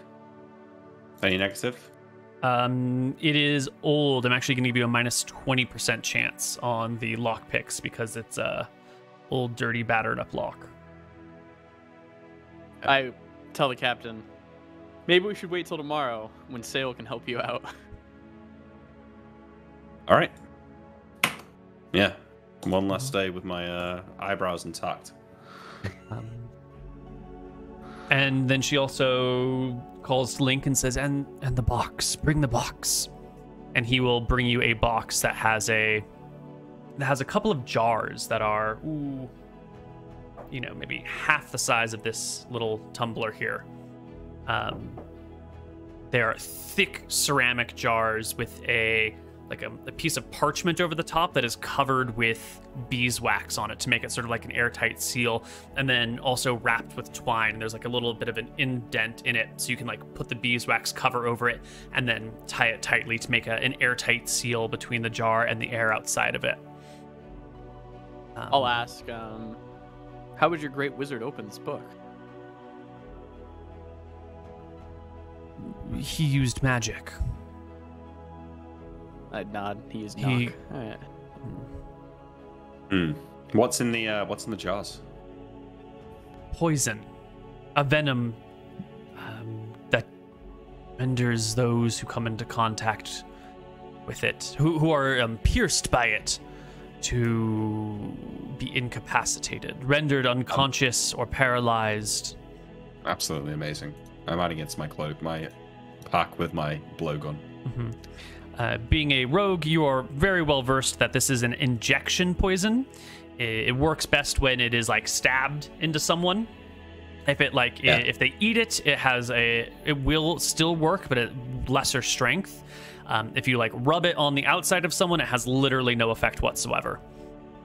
You also know when poisoning weapons, if you fight with if you coat a weapon, it's really only going to last for one round. You can't like dip your sword in poison and then like fight for 10 minutes and still have it work. So it's a, dip and then strike same round. It's for the blowgun for sure. What type poison is it? Just in case we forget. If you won't forget, then it's okay. You don't have to tell me. I won't forget. Well, we'll get you a little bit later. Okay, so it's 2 jars, each one being worth what? Weighing a pound? Each one weighs a pound, and each jar contains 5 doses. Is it the same dose for a rapier as it is for a blow dart? Yes. Which is sort of dumb, but it's a dosage-based system, what are you going to do? I imagine you would only tap like the tip of your rapier in, like you would a blow dart. Coat the whole thing. Yeah, there's no need to do anything other than the very tip of the rapier. Good point, Sale. I'll ask them. Well done. Are they able to make more of this? Or is this like a treasure that they've kept? The poison comes from a dangerous creature on this island. It can be made, but the creatures are hard to find. They are hunted to near extinction now, and they are very dangerous when they are met. They wield a much more potent version than what we can distill from them. That is rare and wondrous for us. I'll nod and say something to consider for us to come back and help you kill one. Thank you for these gifts, Puck.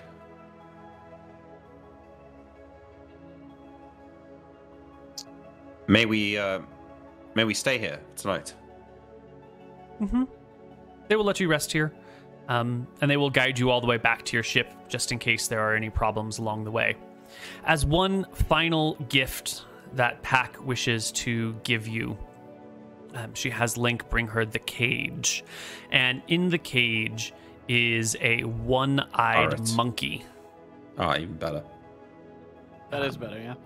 Like a cyclops monkey or a monkey that's lost an eye? A monkey that has lost an eye, unfortunately. Right, that's less impressive. Well, that's cool. Not the cyclops monkey, no. She pets the creature through the bars, who cuddles with her hand, and says, This here is my dear beloved friend. He has kept me company these last 10 years. I am not long for the world. I wish the best for him. Please, take him on your voyage, wherever you go. Let him be my representative with you as you... He wouldn't be happier with Link and the other villagers? Captain, you can't turn down a dying woman's... I'm not turning it down. I'm just concerned for the well-being of the monkey. That you care about his well-being shows me you are his appropriate owners. Absolutely. All right. Well, My what did you lady. say his name was? Go ahead. It is a belief among our people that all pets should be renamed upon gifting. You should come up with a name by which you think fits. Well, what did you call it? We'll give it a new name, but we wanted to hear your name. I would not want to interrupt your naming process. Well, you'll tell us. It is a sacred ritual among my people. How dare you? Must he stay in the cage, Pac? Or No. Will he stay with us? I'll wait. If you uncage him now, I'm sure he will run to me. Wait until you're on your boat. Of course.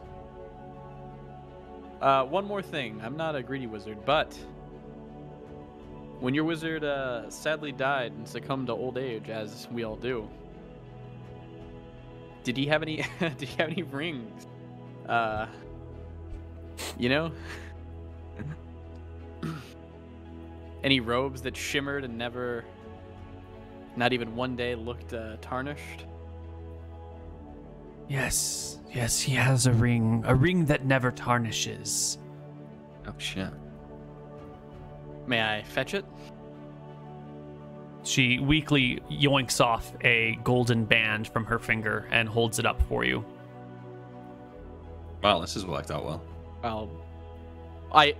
My character would know, but I assume that she's like holding it out to like give it to him, not showing me like to inspect it. Like, I think it at this look like moment she's it's actually holding it quite unclear. Like she is doing this is the ring he had, and it's not like all the way outstretched to offer it to you, but also like she's an old woman and her arm might not be like this is a moment.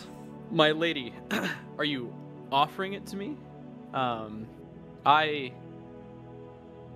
I would like to continue his wizardly duties and dispatch of the White Prince in any way I can, and that may prove key in doing so. I don't see how. Do you know what it does? It's a ring. Is it magical? No. It's Do made you of know gold. It never tarnishes. Sail check. I'll sit over the ring and cast detect magic on it. Yeah, it's a non-magical ring. Yeah, It's just his gold wedding ring. You know, give you an eye. Is it magical, Sail? I'll be like, it doesn't. Well, I think there is something there. I'm not very good at detecting magic. I think it has some kind of enchantment. This could be most useful. My lady, please. This could be pivotal in us dispatching of the White Prince. At least let me study it. She gives it to you. If not useful, I'll bring it back. All right, Norm takes it and slips it on. Add 1 gold ring to your character sheet. Sail, roll me a D100. Don't ask questions. Sure. Nice gold ring. Can you explain it? Is it just gold? Looks like this. It's your ring. Okay. It must Just be a simple golden band. good. It binds you to another person for all time, and should something happen, they get half your stuff. A powerful enchantment. Mm-hmm. That is Truly powerful. the most powerful enchantment of all. Yeah. What was the D100? Any news you want to give or no? No, it's cool. Don't worry about it. It's fine. I don't like that. No. Nilrim nods, gives the lady a nice big bow, and I will be sure to defeat the White Prince for you and the Kaiser family. What happened here was an abhorrent, and I want it for no other island. We remember the Kaisers. Are there And others? Are there others that held out? Tell me, we have not had contact with the outside world since that day. There are individuals who share Alba? our cause. Does Alba Island no. still stand? Do we know what Alba Island? Don't think There we've been was. I'm gonna No. explain like in the book. I don't remember it exactly, but there was an island that they talked about in the book where it said like there's a holdout there. I'm gonna explain that island and that we're going there, but we haven't been there yet, and there still might be a holdout, but we're not sure.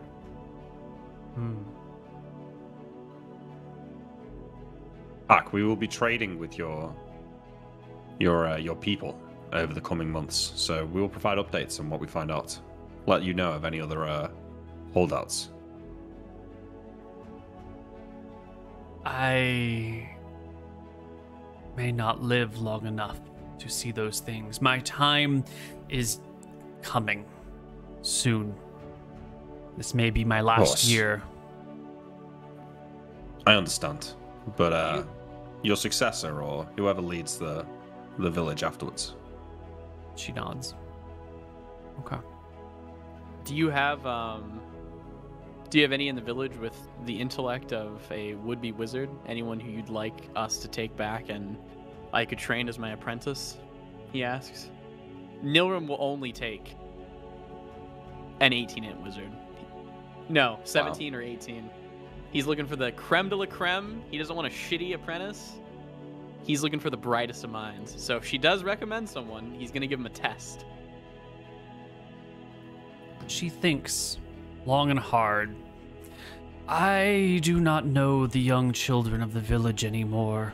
I have not left the butte in 5 years. And before then, I spoke mostly with the adults.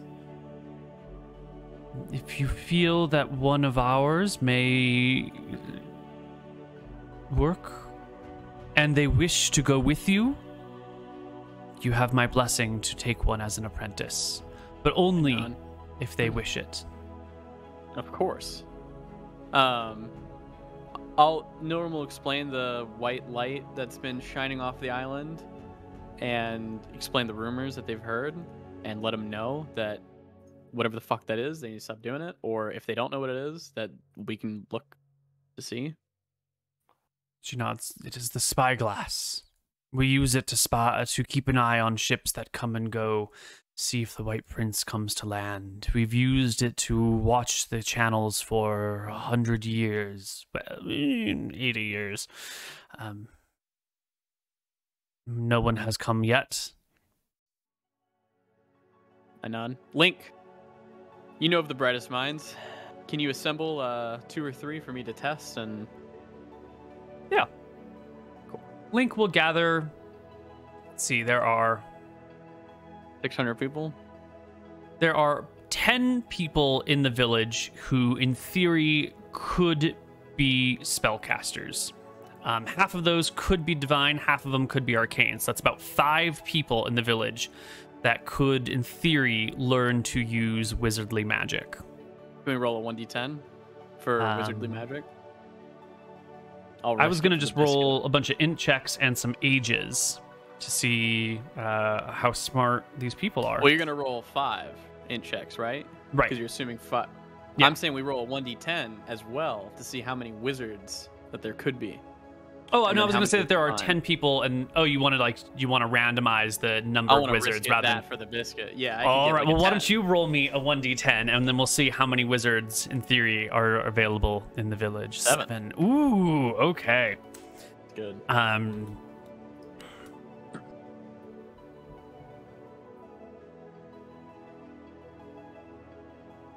Okay.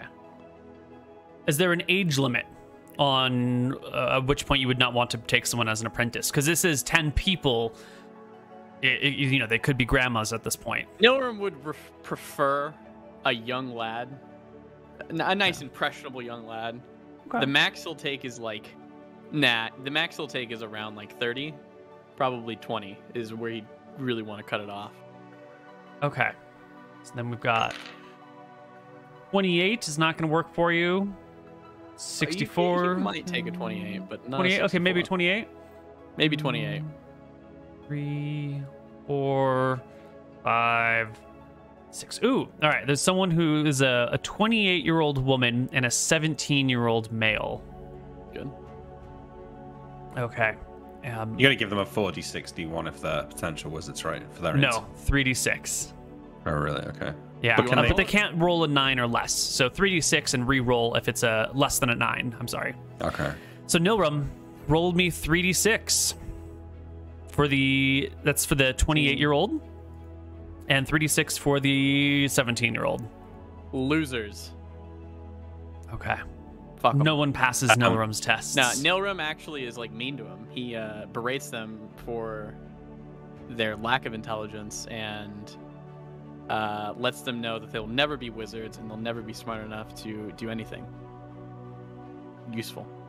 As this is going on, just quickly, I want to speak to Link and say, hey Link, the reason we came to this place is because we heard rumors from the surrounding islands that something was up here. Like you said, the glint of the sun off the lens of the spyglass.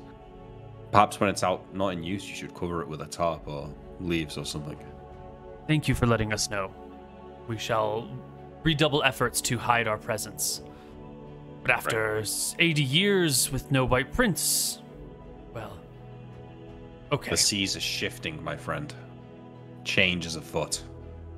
I feel What's it too. happened in the last 80 years might not be what happens in the next 80. Can we? Go ahead.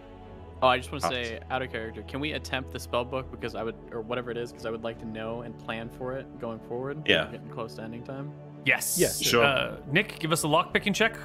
Wait, can I get a plus 15 from Sale? Yeah, I'll give you hesitation. I assume we would get a rest and then we would. You try mean this. moment? Or sorry, no.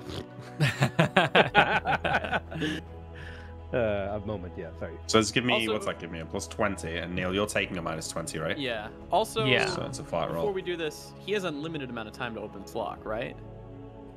Yeah, but it's... Are you gonna give him one check, or can we do like 2 checks?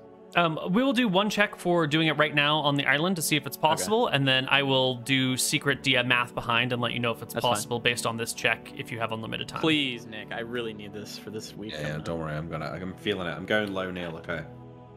You want low numbers. Lower than a 65. Okay. Yes. There you go. Yes. I you make can sure I'm open sitting the by book. Neil. I'm sitting by Nilram when I open it. It does not blow up in your face. Fantastic. I click it open.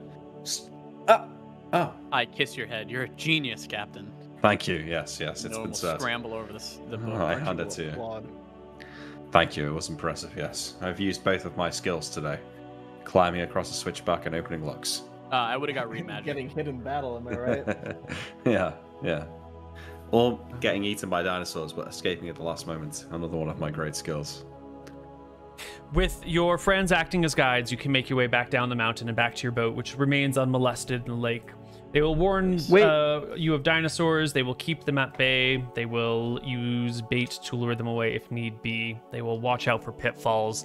They will reset traps as they come across them. And they will bid you farewell at your boat. Please remove all the I wanna rations name- from your character sheets. Yeah, what were you going to say? I want to name the monkey Yeah, what are you going to name him? Seymour. It's a great name. Yeah, I love it. 'Cause he's got one eye. It's fantastic. Nilram is happy with the gold ring. This whole endeavor has been very good. Yeah, he will cast read magic on the book. And you will get the spells. Based. Absolutely. But this is where we will end our session for today. As you exit the island, you've also spent like 4 Week? days. What was it? 1, 2, 3, 4, 5. You've spent about 4 days of hiking around in the jungle, and you've got a healer with you. So I think everyone can gain 4 HP if you were down it. Cool. And then we're on the boat. And when we pick up next week on Wednesday, we will follow the party as they head. Question. I think we should do this before we end, if we are going to do it. Mhm. XP, because Are you I close? think We're not- we'll level up. Yeah, if it's We're not. Are we going back to the base though? well, with the new spell book, I think I'm gonna Yeah. force it. Yeah, because if Nilram leveled up, he gets his new spell, which then we can bring the boats. To Yeah. be small. Yeah. Okay. Sorry, okay. yeah. Hope we get enough XP. How much do you need? I need like 954. Well, I really need like 1,000, but yeah. Mm. It's Killed a gonna bunch be of close. monsters. There's gonna be quest XP. We ended Come the next Kaiser week with family. a good fact too. If you come next And week. with a next good week fact. with the fact, yeah, that should. Yeah. But yeah. Okay, let's do some XP calculating here. While I calculate experience points, why don't you guys vamp a little bit and talk to our viewers or amongst yourselves? Yeah, let me Well, explain why. Oh wait, okay. we have like 2 questions that if you want to answer, we can Boom. do them now too. Yeah. Nice. Hey, if you're a part of the Patreon, you get access to a secret Discord. Make sure that you join that so you can put the questions for the cast in the area. There's only 1 question this week. Not many people ask so many. So here is the 1 question: would Archie genuinely follow Sales God, multi-class? He says. What would the party do / say if it happened? So for Archie, I can see it happening. He wasn't really a man of religion so far, but he's never really had like a religious person to look up to. And that's kind of in his life. I could see him definitely going along with it. I feel like it fits his character pretty well to go along with that if the power dynamic between him and John and him and Sale should shift in the future.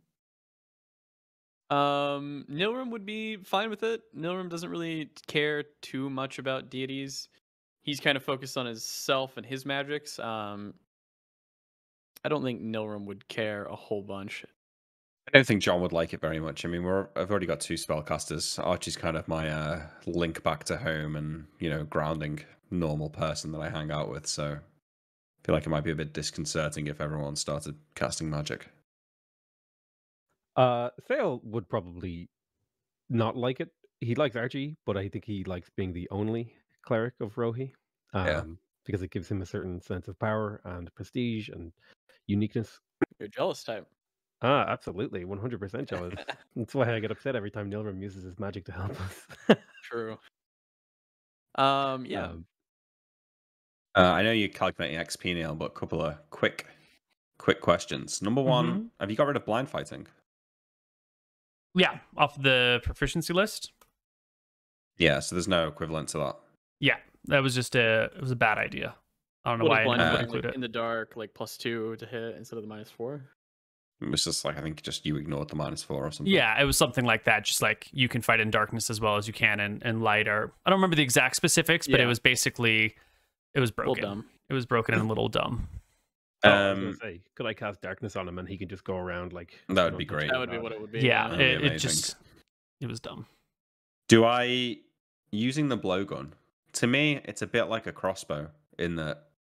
Do you really need a proficiency to use a blowgun? Mm-hmm.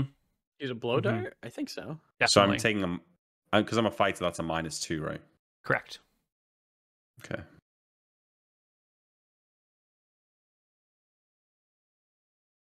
All right. So we killed a lot of things, a lot of raptors. Yep, we get raptor experience, we get Big Owl experience, we get not just discovering island, but like discovering the people and survivors on this island and the backstory that goes with it, and learning more about the White Prince and all the stuff that goes there. We brought the book back. We did a lot of roleplay too. Yeah, there was some really good roleplay with getting to know the like finding and connecting with the cleric and connecting with these people. Good stuff right there. Nilrim stayed true to character and stole a ring from an old lady because he wanted a fucking ring. You pirated a golden ring from a dying old woman. A princess or a governess or however she wanted to be called. Whatever she was. Queen? Yeah, it was one of these things. Got some allies, a lot of spells cast. Cast them all day long. All right, everybody. Please take home 1,261 experience points. 1,261. And if you have your 10%, which I think most of you do, it's 1,387. It's always so awkward as a multi-class who only gets the 10% in one of the classes. Ugh. Nilrim has leveled up. You are now level 5? Nilrim is now level 5. Wizard. 20,430 experience. Beautiful, Nilrim. You want D6 for HP? If that's what we've been doing. Well, what is it usually? It's usually 4, and then we do D6. I think. Right? Usually D4. It's normally D4, so but I think we've been. Have we been doing D4 for you? No, we've been doing D6. I'm 99. Then do D6. Okay. I've been doing D6. How's that fair? You're also a fighter. Okay, do you want to roll fighter, wizard, and BOP? No, I'm fine. 1d6 plus 1. I want a 4. Ooh, close, but no cigar. My HP's been not good this campaign. 14 HP. Okay. Do I get more spell slots? Do I get any like proficiencies or non-proficiency slots? At 5? No. 5? Okay. I might get new saves. I don't remember, but I'll figure that out. You actually might get a weapon proficiency at 5. Hold on. Yippee. Blow dart. I've still got a spare one, so I might take it, I guess. And then I will get you the complete spellbook and the poison info as soon as we step away from the screen. And then let you guys is going to mull be it over yourselves. So at 5th level, he gets to either choose a spell or get a few random ones. We've been doing every other. So at 5th level, Nilrim gets to choose a spell, and he's going to be choosing his own custom spell that he made, which is Nilrim's Ship in a Bottle. Excellent. Yeah, there you go. You will get your next weapon proficiency at level 6, not 5. So next level, you get a weapon proficiency, Nilrim. And then non-weapon proficiency is at when? Every then? 3. Oh, that's every 3, so I get that as well at 6. Okay. Yeah. Cool. Coolio. That's it. That's it, everybody. Remember to sub to your favorite streamer or to all of them, and join the Patreon Check for out the questions. Patreon. Go to the Koibu subreddit for the post-stream discussion. Yeah, make sure to join the Patreon. Patreon.com/tidesofdeath. It helps us pay for the episodes, and you get access to a secret Discord. You get your name scrolling through the screen and stuff, and you get to ask questions if you're the $5 tier. So check it out. Thanks. Cool. That's it. Bye-bye, Thanks for everybody. watching, everyone. Thanks, everyone. Yeah.